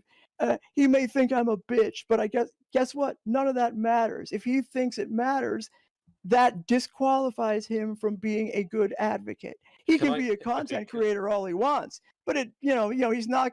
Don't pretend like you're doing God's work. can I? Can I ask a question to Will then, to get this away from personal attacks, to get him to answer that question you're asking? So, because I've got a question about that list, Will. So you wanted to include Demon Mama and you wanted to include Taftage in the debate panel, okay? Now Taftage is going to have a much more right wing take. What makes you want to include those people specifically over others? Because Taftage still believes fundamentally that the laws that are being passed in the country are bad and that they're going to lead to the deaths of trans people, but she isn't willing to call it a genocide. So I just think it would be really interesting to be able to get these people together to have the discussion to see. So, here's what you actually did, Will. And I'm so sorry, Demon Mama, but it's just a fact. He wanted to get Demon Mama to be the only person arguing that it's a trans genocide. Why? Because in the circles in which all of these people swim, Demon Mama is ridiculed. Unjustly, but nonetheless. And these are the circles in which Will here swims. And damn, it really is just the perfect pose for this, isn't it? That's what you did. You actually stacked the decks so that from your vantage, you're actually wrong. I think she would have done a good job. But you stacked the decks from your vantage so that the trans genocide position, or the position that there is a trans genocide going on, would be represented by someone who could just be piled on from all sides.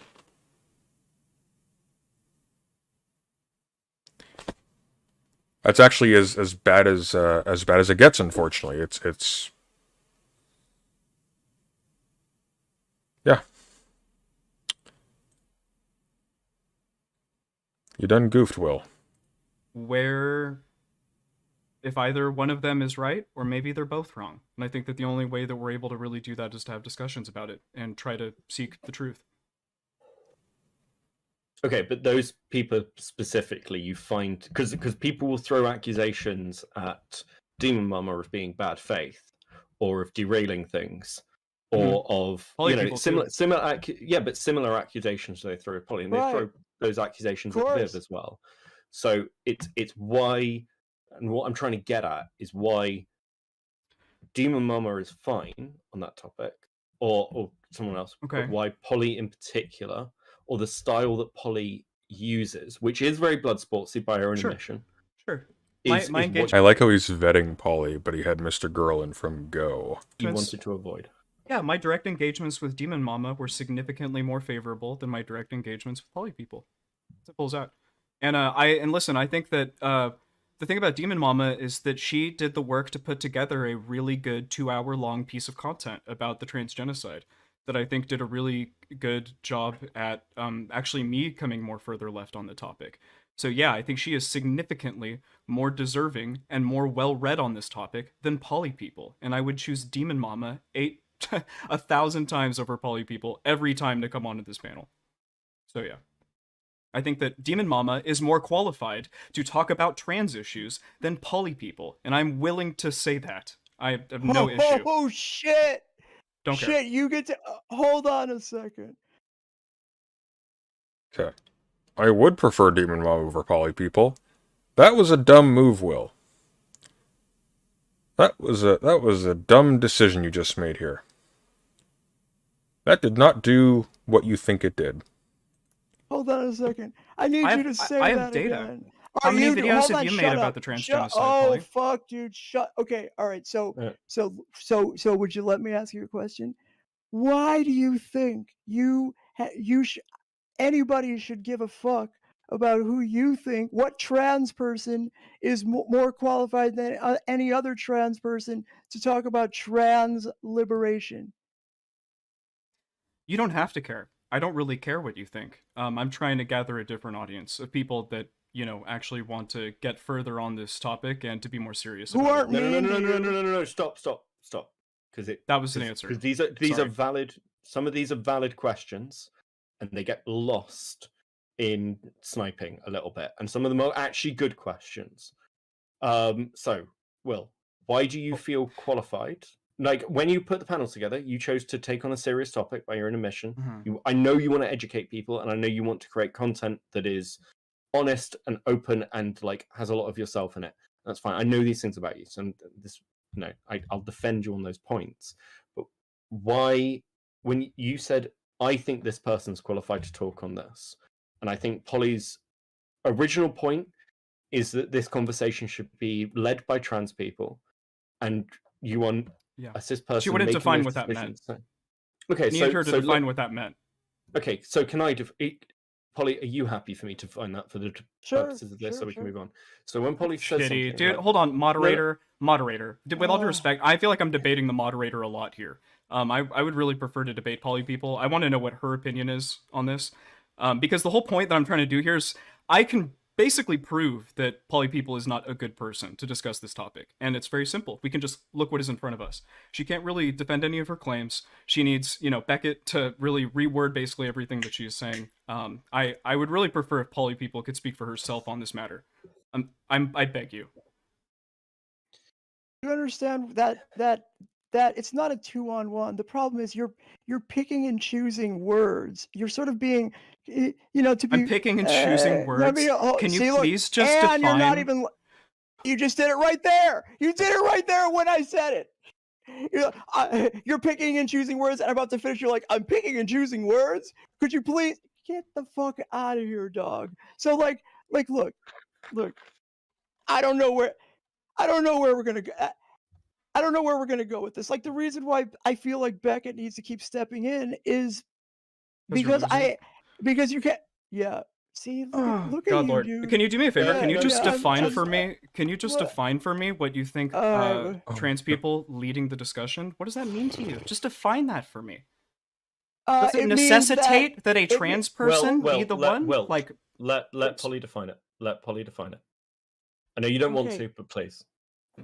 So it means you don't substitute your judgment about what trans voices are the most important for trans people. Oh, this hurts my soul.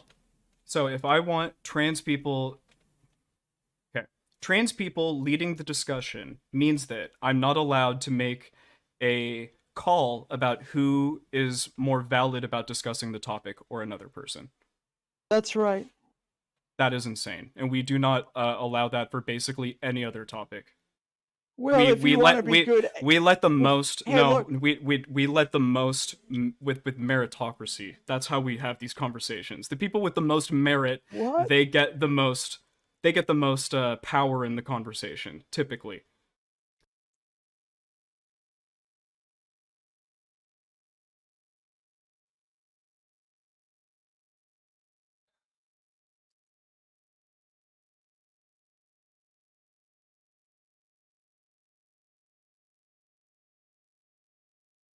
Oh. Oh, it's so bad. And look at his face. Just oh. Oh, this is so bad.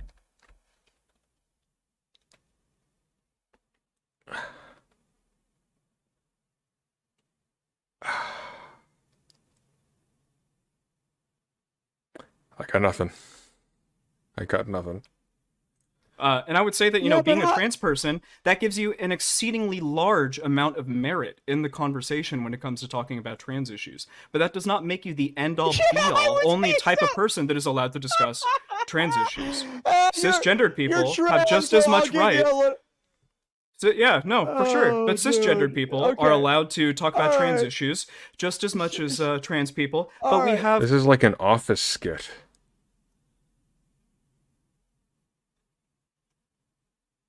kind of a barrier for entry that is significantly harder to get through, that we have to get through before we are allowed, before we can engage in these conversations honestly. All You right, so disagree? you get to decide. Okay, okay, are you gonna let me talk, dude? So like, sure, fine, but trans people get to decide how high the barrier is, dog, and we get to decide what the like what the fuck is this thing called? Meritocracy decides, but meritocracy, it gets thrown out the window when you're talking about marginalized people.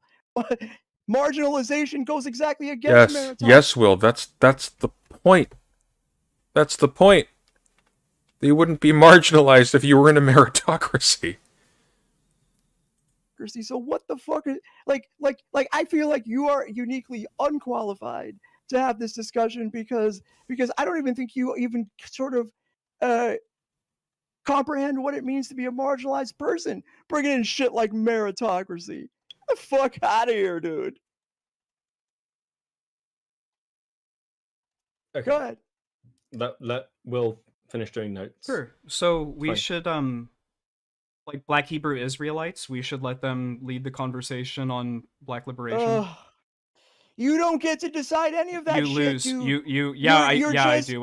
Yes, I do. Oh. I get to all right. decide because So- here's the thing. so Who you're gets to gonna do some decide? Well, let me anti-Black talk, liberation. Polly. Stop- So stop here, talking- the stop person who talking gets over it. to raise the bar, it's not trans people and it's not cisgendered people. It's society. Society raises and lowers that bar. The Overton window, that's not just one group of people that get Yeah. to fucking decide that.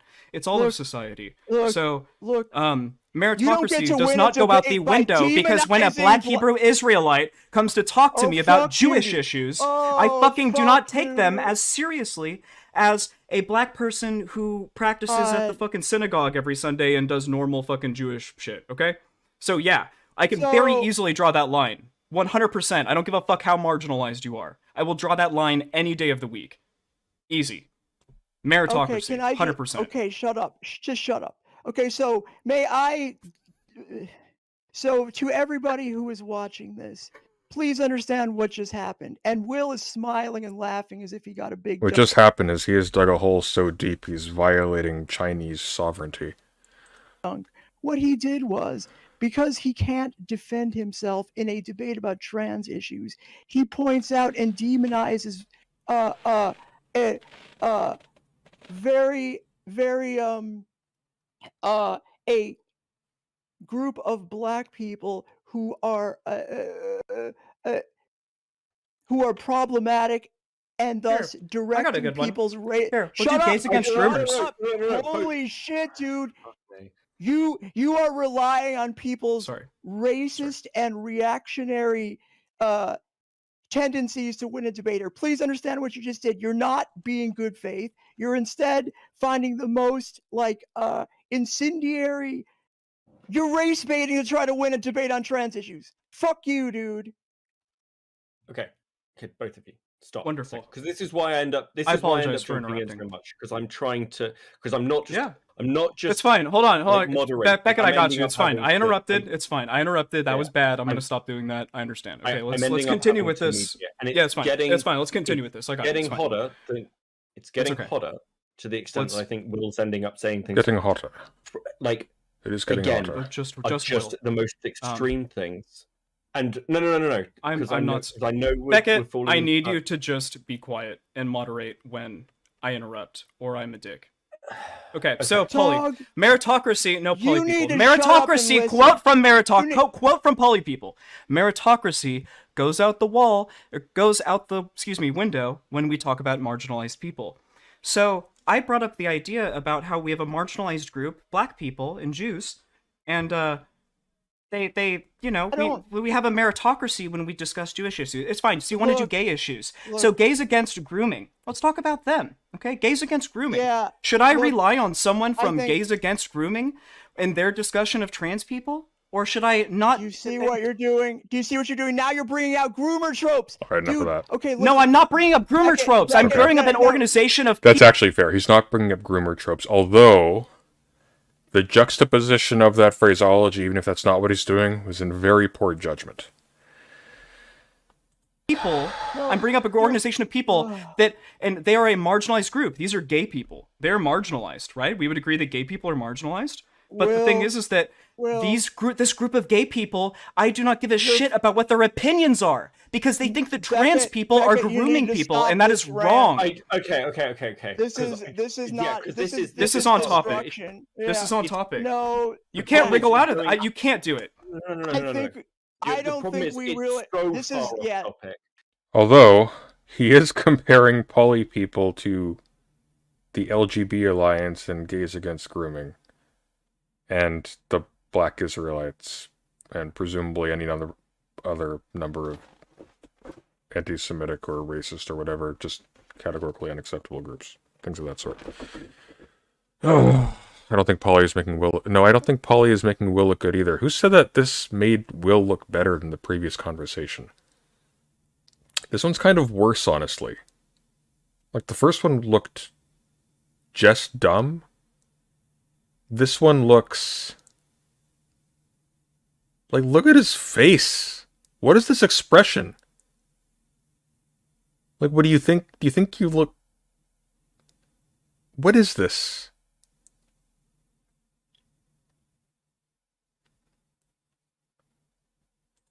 Yeah. No, it is so- not. No, It is, it guys. Can't- Guys, can't this is continue not off this. topic. I can't. This is too offensive and gross. Okay, I really cannot have this. Okay, Well, I have You, to disconnect. Polly, Like, if you I'm- leave, you are going to you've lost no, this no, debate hold by on. a megaton What's if you gonna just leave happen right if now. I leave? Nothing. No, please. I mean- please, guys. Okay. Guys. Beckett, come on now. Beckett, Fuck me. Beckett, come on now. Beckett. Do I really have to debate the two of you? Like, come on now. She literally had no points. Beckett, she did not have any points. Well, And if you think Will, you look like a fucking idiot. And that's... I don't have a smooth way to amplify the extent to which you look like a fucking idiot is an understatement.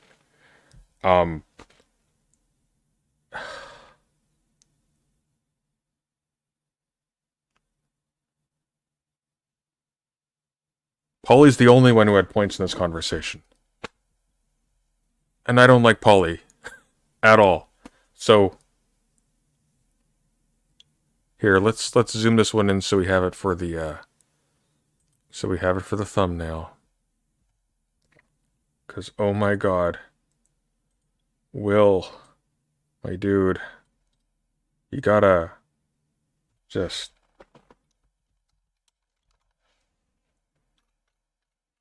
Oh, this is so bad.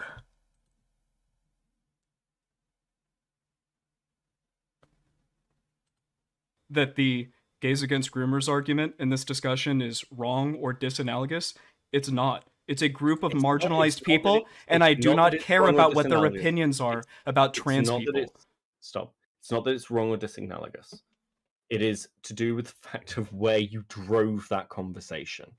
And the reaction you were going to get was what I was trying to avoid. Because when you were having this conversation... She can't handle it. Sorry.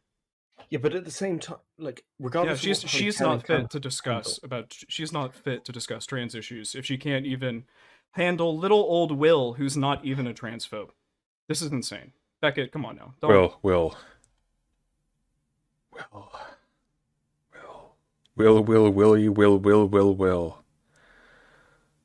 No. Don't be like this to me. She should have stuck around, and you know it. Yeah, no, look, I'm not saying she shouldn't have stuck around, but at the same time... No, she... This is like 52 minutes long. She went beyond the Call of Duty here. A lot of this conversation... I think from a business standpoint, if she had stayed for an extra hour, she could have milked you for more content, because this is embarrassing. This is the kind of embarrassing that's gold in these circles. It's just... It's intrinsically entertaining to watch. Is because I know you want to have a genuine conversation about the issues you see, but man, you like the reaction you'll get out of people when you go that hard that quick. And you sent me before this, you were like, I don't want ad hom attacks, but the first ad hom attack in this conversation came from you. What did I say? I actually think it was her. I specifically was waiting. Okay, maybe I'm wrong. Fuck. Okay, that's what I'm fucking saying, dude. Come I'm a little curious, actually. Let's see. Let us see. Let's go back. Let's you see. don't get to decide any of that You shit. lose. I would like to describe my overall philosophy on... Here we go, debate. Okay, Oh so god, Will, the it's not noise. opening statement, but like, Yeah. Oh, okay. I understand. Frame- We're having a frame meta where you are. conversation Let's to speed see this how up. we're going to frame the rest of our conversation, right? we're just going to minimize talking past each other. No, I totally understand. So what I would like to discuss today is the idea of who is allowed to discuss the trans genocide. I would like that to be kind of the overarching topic that we stick to.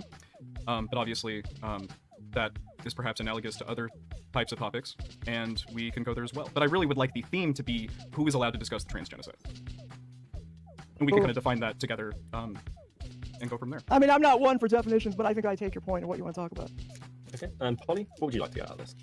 Well, I would like to describe my overall philosophy on, who should drive the discussion of the liberation of marginalized people, including trans people, and what tone policing looks like so people can be more aware of when it is happening so they can hopefully course correct and self-correct before they have to be called out by the queen of cancel culture, me. That sounds good. Okay, so basic ground rules, very basic. I want to keep ad hom to a minimum. Before we continue, can we just admit that I don't think either of us ever said anything publicly about discussing those two topics. And while I am willing to discuss them, What? Which What are you talking about now? Oh, tone policing. yeah, exactly. Okay, whatever. Okay, Yeah, just whatever. So just for recording, I want to keep ad hom to a minimum, though a bit of poking is, part of this. If you talk over each other, I'll jump in, just so it doesn't turn into a scream match. To begin with, Polly, give us an opening. All right, so, I would actually, okay, here's my opening statement. If you recognize that any people are marginalized people, including trans people, marginalized people, I don't think anybody's going to try to argue with that. Liberation can only come through by the terms as defined for and fought for by those marginalized people. Sure, technically, as a practical matter, you cannot do it alone. You need to find cis allies to aid in your liberation. It's not the same as having a supposed cis ally come in and say, you need me, and therefore I can dictate the terms by which I engage with you in the matter of your own liberation. And so perhaps since our first conversation, and I will assume that Will has learned something since we first discussed this topic, where he sort of thought I was insane for taking the position I originally did. So I look forward to hearing his revised position. I took a look at it. There is some room for hope here. Like his first, he decided he was going to do a panel on trans genocide, threw out an initial invitation on Twitter to just a bunch of content creators, essentially, I think it's fair to say, trying to maximize the clout gain for that. He got well-deserved pushback, And it seems to me, if I took a look at his most recent attempt to create a panel on transgenocide, seems to have learned the lesson and has largely found, or maybe found entirely, a group of trans people to talk about our own issues, and that is to be applauded. Awesome. And Will, you're muted, buddy. Yeah, I'm sorry. My keyboard is very loud, so I'll probably just mute in between so that I'm not, disturbing the conversation. So yeah, that's fine. Those are fun topics to discuss. And I think that those definitely stem from the primary thing that I wanted to talk about today, which was who is allowed to discuss the transgenocide. And to put it simply, I think that the answer to that one, everyone should be allowed to discuss the transgenocide. And what I mean by that is I don't think we should be like limiting the speech of anyone legally or anything like that. So today's debate topic of who is allowed to discuss the transgenocide. Okay, this is boring, actually. If somebody just made an insult during the conversation, that's not an ad hominem. An ad hominem fallacy is when that's the essence of an argument, where, no, you're stupid, therefore you're wrong. That's an ad hominem. No, you're ugly, therefore you're wrong. That's an ad hominem. Just saying, and by the way, you're ugly, that's not an ad hominem. It's an insult. It's very, very poor manners. That's all it is. Doesn't matter. God damn it.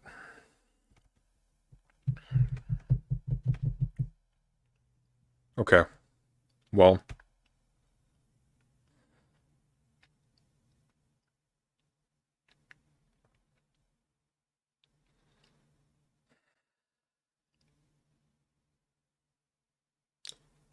Will, I've said this before and I'll say it again. This isn't for you. You gotta go find something productive to do with your life. Get off the camera. For the love of God, just don't do this anymore. I'm gonna go grab some coffee and we'll get to the least insufferable part of tonight.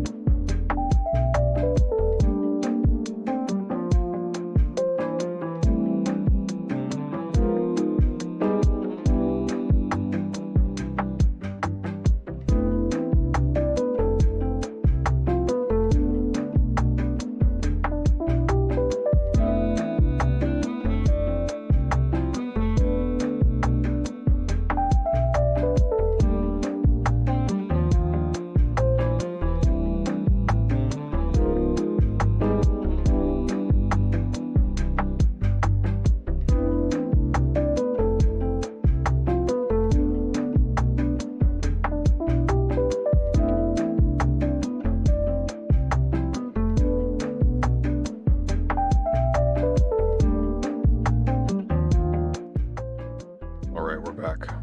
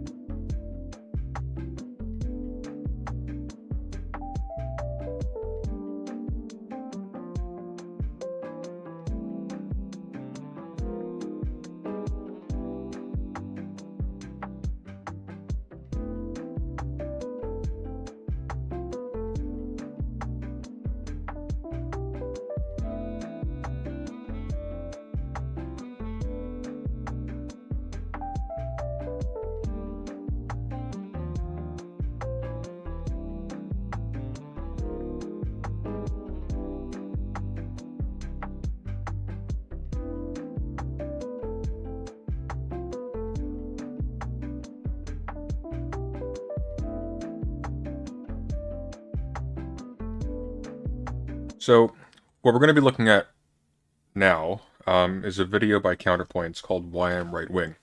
And why this is of some small level of interest to me is that 2 years ago I made a video called Why I Am Not Right Wing.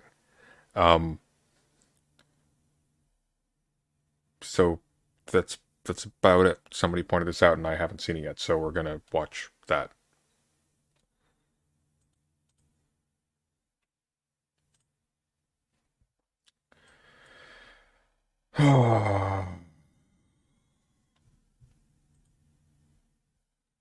This can't be worse than the last thing.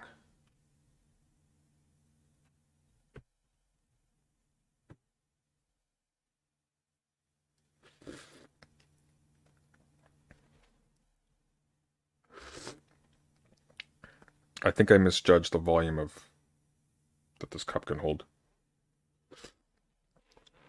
That's okay, we'll survive. All right.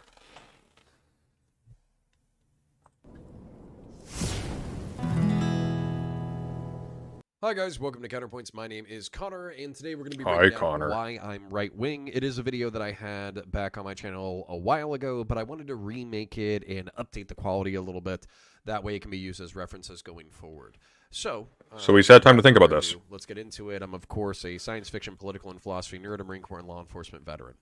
So, the history of the term right and left wing dates all the way back to the French Assembly. There were institutional monarchists and populist revolutionaries. There were people who wanted to take the power from the monarchy and give it to the people. This has become political shorthand into the modern era, with the right wing being made up of conservatives, people who want to protect institutions and social order, and the progressives who want to change things up, shift things up, and ultimately, if you're talking about leftists, depending on your definition, destroy hierarchy into a rawly egalitarian playing field. Edmund Burke, a British statesman and philosopher, observed the French Revolution with horror as the rot of French society led it into a bloody spiral and catastrophe. He basically wanted to come up with a philosophy that would allow society to progress without becoming destructive, while also maintaining the portions and institutions that were still important to keep society coherent. Specifically, he prescribed... Yeah. So, where do we begin?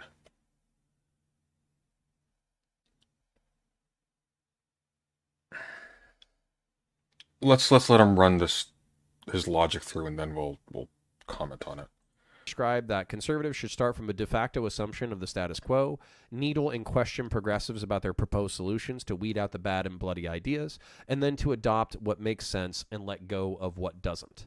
I 1000% identify with this mental framework, but of course what is in an important tradition to some isn't in an important tradition to others. And this is where we bicker about the details with lunatic leftists and progressives. No, the details in this case, especially in the context of the French Revolution, are that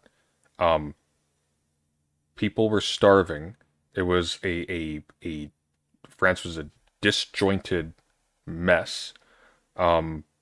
The monarchy was trying to break away from the nobility. People didn't increasingly like the idea of being perpetually under the thumb of nobles who identified themselves as being of a conquering race. Like,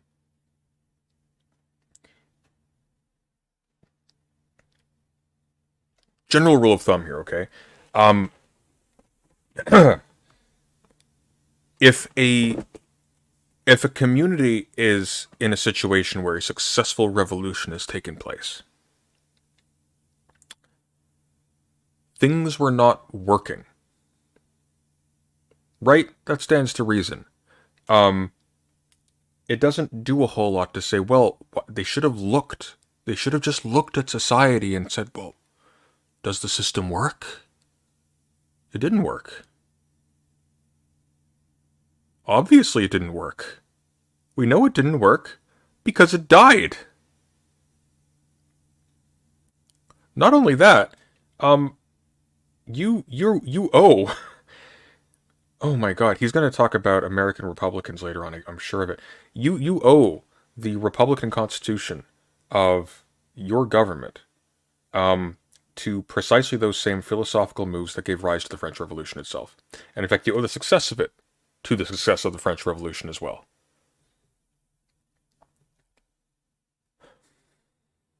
Kind of feels like he managed to balance a mountain upside down in one sentence with that take on the essential role of those power structures. He's speaking a mile a minute, but there's so much here that's just incorrect.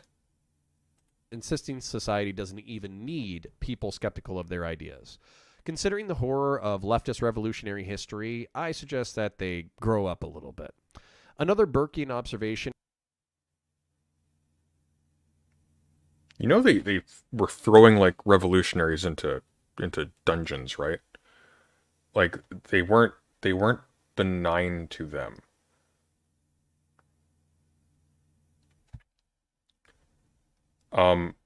Starvation was a constant terror.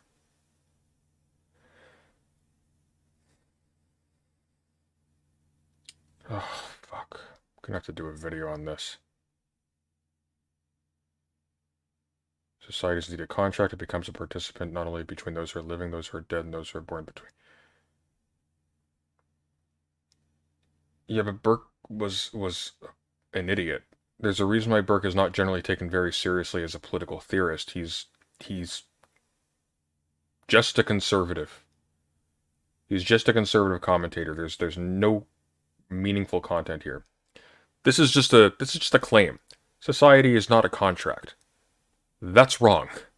The liberal presumptions of the state in which Burke lived treated it as if there was a contract, as if the right to govern was downstream from the tacit consent of the governed who chose to avail themselves of the goods of the community in which they found themselves. But that does not mean that society is in fact a contract. That's ideological content. That's not an accurate description of the actual events that took place to give rise to the community in question. That is itself a tool that is, well, not even a tool. That is itself a cog in the machine that keeps the state running.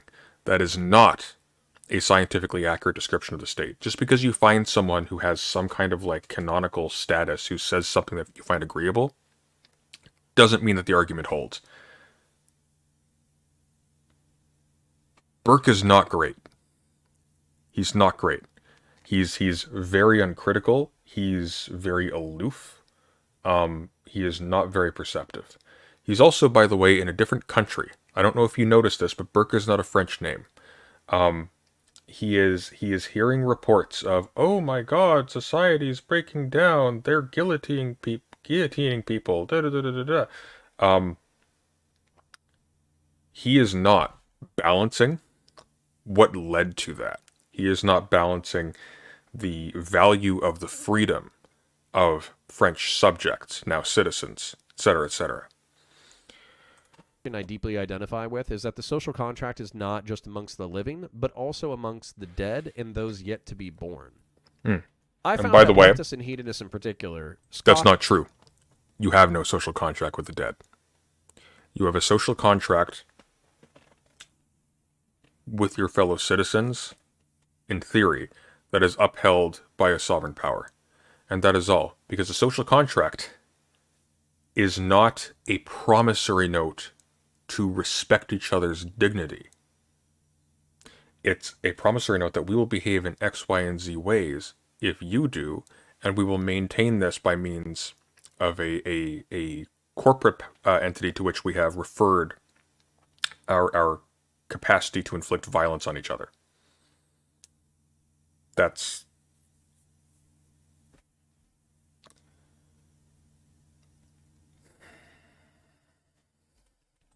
off at this idea, but I think they're ignorant of history and frankly smug because we should fulfill the ambitions of our predecessors as much as makes sense and provide for generations yet to be born. Any philosophy that ignores these responsibilities ignores human nature, which brings us to Republican. Oh, for fuck's sake, he's operating at the level of a what-if-altist. You can't just say human nature. What do you mean ignores human nature?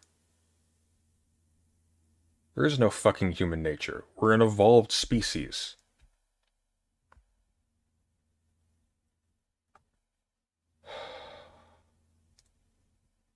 Not only that, but what if the ambitions of the dead are such that they counteract the ambitions of the living, who will then also at some point be dead? How far back does this go exactly? And why again? What's the logic? Because it gives you the warm fuzzies inside to know that you made some dead person's dream come true when they are not around to sense it at the expense of people now living and future generations? The French Revolution was a condition of French people being free, of basically everyone having that kind of political freedom. He also isn't balancing the death that occurred under the state, which the people were revolting against originally. Among other things, yeah. Like he knows Eat the Rich was the response to the Queen waving off the starving.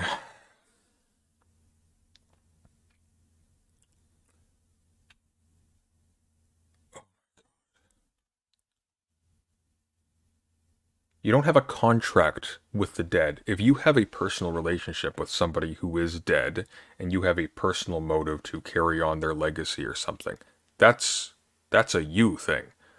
That's not society.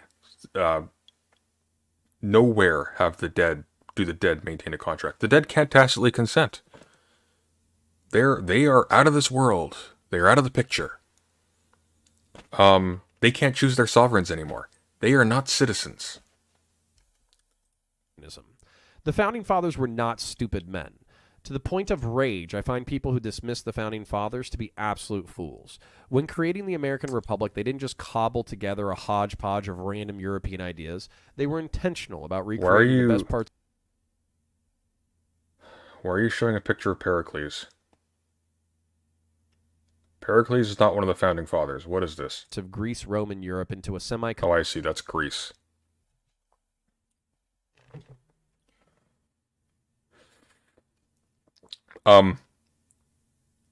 They didn't get anything from Pericles, just the heads up.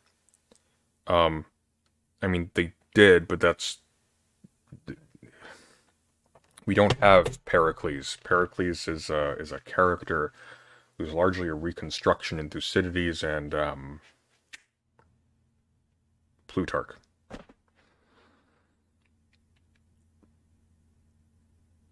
This is a picture of a TV show. Coherent political... Or is that a painting? That looks like a TV show. I think that's HBO's Rome, but I could be wrong. System. I don't identify as a Democrat at all. Instead, I do believe that...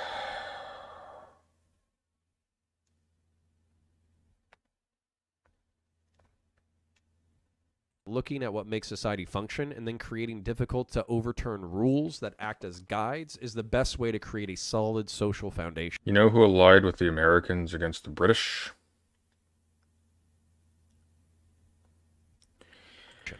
I particularly admire American freedom of conscience, right to self-defense, up to and including the government, limited government, meaning the government is expected to follow its own... Wait, what? A right to self-defense what?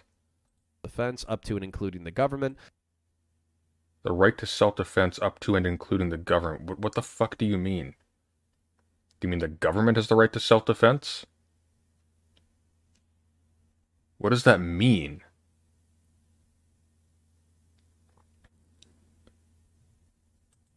Limited government, meaning the government is expected to follow its own rules, and balance of power as cornerstone. No, that's not what limited government means.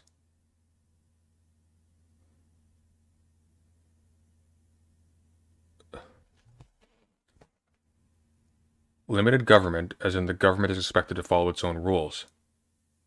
Dipshit, you're not, well. Look. I made a video a little while ago on why liberalism is right-wing. Exhibit A.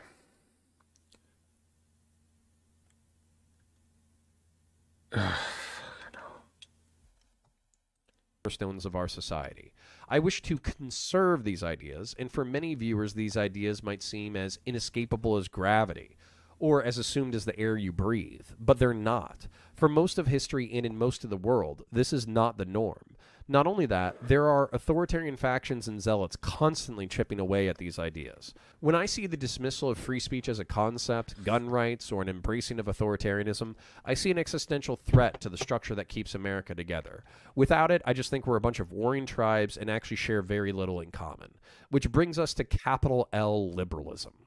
When I bring up the word liberalism, people think older Democrats, progressives, and leftists. I reject that. When I say liberalism, what I mean is a society predicated on personal freedom and the belief that people should be able to self-actualize in line with their beliefs, and the government should not tell them how to do that as long as they don't hurt others. Now, this is where it gets tricky. Are atheists harming society by contributing to disbelief? Are black folk threats to white society through their sheer existence? Does Hispanic immigration threaten the fabric of the republic? For me, You mean centrism? Oh, yeah, sorry. The video was centrism is right-wing, but I argue that liberalism is essentially right-wing as well. That's in the video, though. largely no. These aren't the crises that will destroy our republic, and good policy and philosophy can mitigate a lot of the externalities associated with these decried issues. So I am liberal in that unless you're actually a threat to yourself or others, I want you to be able to express your ideas and self-actualize. But if you're anti-liberal, meaning authoritarian, and you don't believe in freedom for people you dislike... If, in effect, you are, here, where's that quote back here? Let me see. If you are a well-armed lamb contesting the vote, he's not your friend. Within our own sphere of influence... Oh, of course, it's a Paradox RPG here. Hang on. ...people you dislike, we're going to have a problem. This kind of brings us to the paradox of tolerance, in which in order to have a tolerant society, you have to be intolerant to the intolerant. And this is where I don't trust Democrats to really do anything, or liberals to do anything, because I largely view them as spineless. Liberalism only works when its participants believe in freedom for themselves and people they dislike. Obviously, with the hyperbolic rhetoric of the past few years, we're on a bad path in the United States right now. But there's also plenty of other things that many people would consider make me right-wing. I largely support gun rights within the United States, a largely... Oh, for fuck's sake. No, supporting gun rights does not make you a fucking right-winger. Revolutionaries use guns. He's an idiot. Right-wing perspective, and I don't want to hold on to guns just to have a leftist revolution. If anything, I want the broader society to have guns to prevent a leftist revolution. I support global American hegemony. That makes him right-wing. So he wants to have a bunch of rednecks ready to shoot revolutionaries. That's great, dude. As a matter of fact, I wish that the United States of America would become more powerful within our own sphere of influence, that the Americas would unite as an economic and cultural powerhouse, and that we would influence the rest of the globe for eons to come.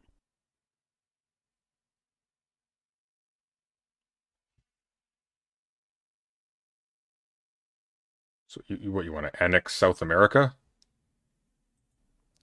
I support the institutions of the military as world police and the police as a domestic security force. These are institutions that I have plenty of defenses for despite their flaws.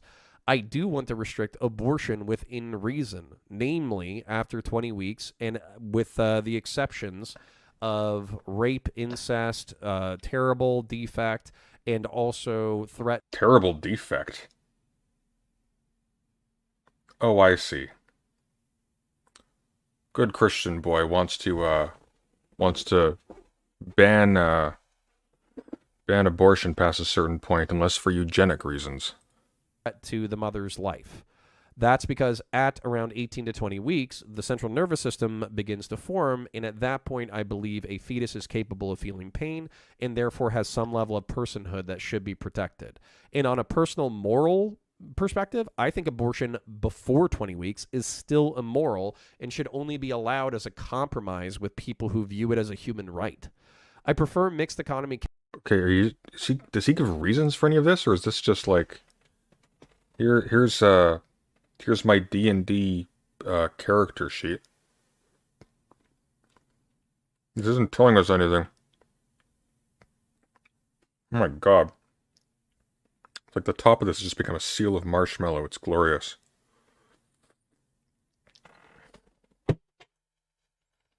Capitalism over socialism and communism, because frankly I've seen a lot more success with mixed economy capitalism historically than the other two options. When the fuck have you been in a communist society? I believe that religion is evolutionarily, psychologically advantageous in that anti-theists ignore this to their own detriment. We didn't evolve religion.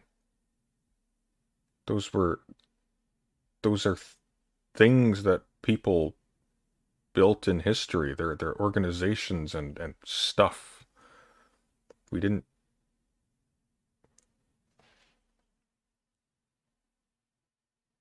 How? I believe a two-partner household for rearing children is ideal in many ways. I judge promiscuity and hard drug use as things that can be fun but lead down bad paths. So I get that it's weird to see a quote-unquote right-winger who doesn't hate black and brown folk or the gays, but the truth is that these attributes have almost nothing to do with philosophical conservatism. They're perversions based in the same kind of rigid traditionalism Edmund Burke was trying to avoid. Preserve what matters like spirituality, family, community, self-reliance as a virtue, strength, financial literacy, productivity, and temperance, and let go of what doesn't matter. Let go of what doesn't matter. Your freedom, the prosperity of your children, the ability to determine the course of the future without it being completely taken from you by a bunch of rich people who conquered it by violence. Yeah, you're a bootlicker, my dude. Well done.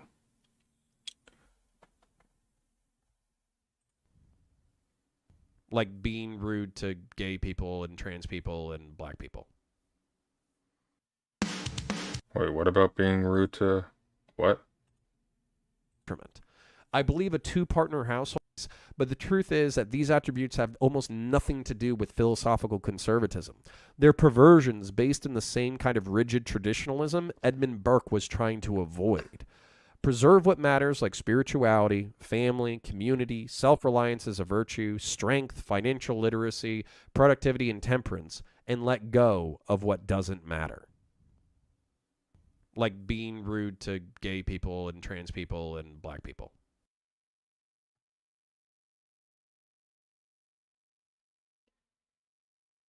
Yeah, dude just sought out a philosopher that sounded like his dad. Well, this is embarrassing.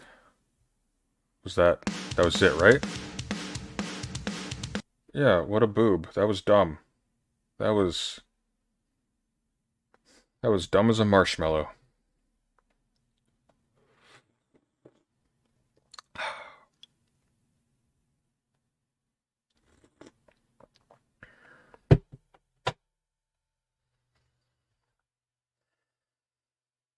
This guy's got like no subscribers. I'm kind of surprised. I thought he was. Did he like replace his channel or something?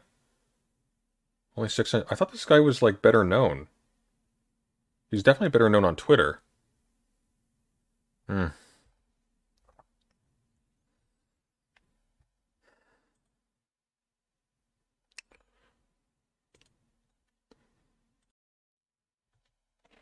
wonder. He has another channel, big one, Warhammer stuff. Oh, of course. Of course. Of course.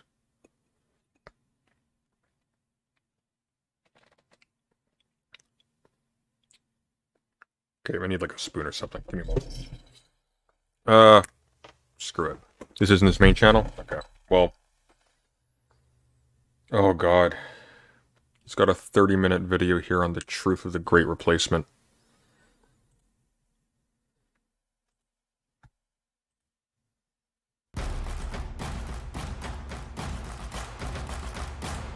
Oh, for fuck's sake. The Great Replacement is real, but isn't by Muslims and immigrants coming to the continent. Okay. What?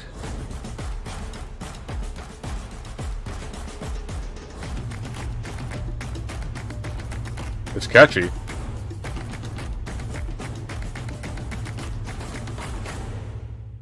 Hi guys, welcome to Counterpoints. My name is Connor, and today we're going to be You have addressing hair. the Great Replacement in this Redux. The reason why we're doing that is because a young man walked into a grocery store in Buffalo and shot up a bunch of people not of his race. Oh, okay. And so naturally, you decided to make a video defending the Great Replacement thesis. Jesus Christ, this man is a fucking moron.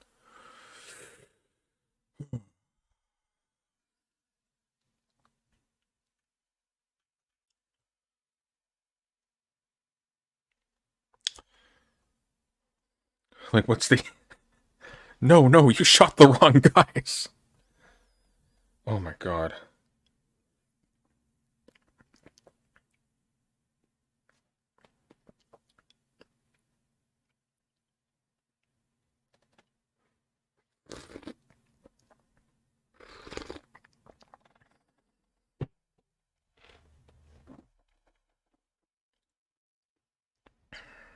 So here's the fundamental problem with the Great Replacement theory, right?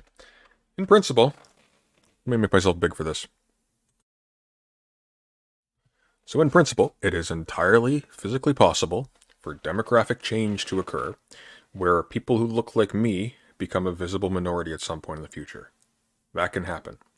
The problem with the Great Replacement theory is that it treats us as if, by dint of looking like this, by dint of looking like the people who raped, pillaged, and plundered to, against every one of their own moral edicts, take over a whole bunch of places that weren't theirs, and then start bullying people around the globe, enslaving, pillaging, plundering, etc., etc., that we have some special claim to preserve the volume, the ratio of people who look like this to other people, and that somehow this represents some kind of moral shift or something as well on those grounds. I don't know. That's the problem. Like, and that's that. So the crucial point is this. Yeah, over time, over the long centuries, people are going to change color. The makeup of different places, it's going to shift. That is not something you start using to valorize the language of Great Replacement conspiracy theories in the wake of somebody provoked by those to on the wake of somebody being provoked by those to go shoot up a grocery store of innocent people. That's the issue here. Counterpoints, you are a remarkably stupid man.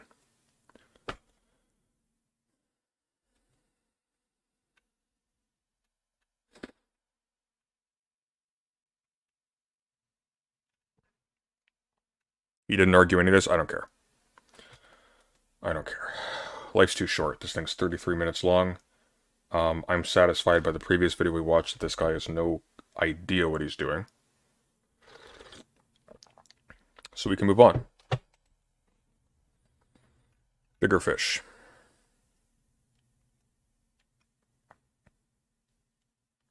Connor wouldn't disagree with what you said. Then that video was in very poor judgment. That opening was in very poor judgment. This was just a stupid thing to do.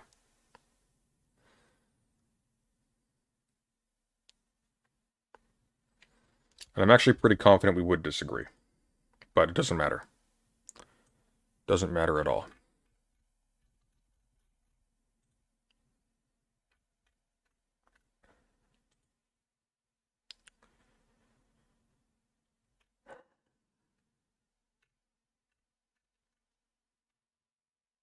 I wonder.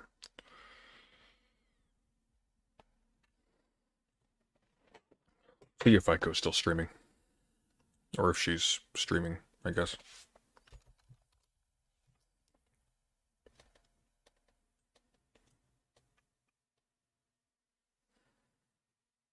Let's see, Chariot is.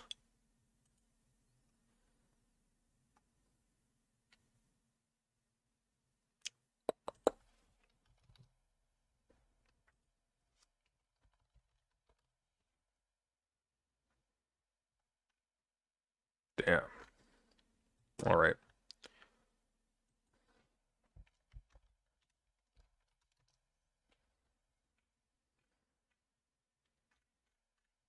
Who do I know who's streaming? No chance Demon Mom is. It's too late.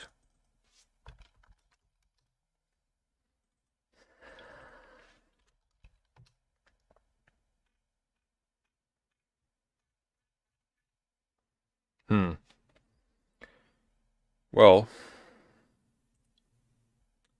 suppose I could take some call-ins for a little bit. How long have we been streaming for? 2.5 hours?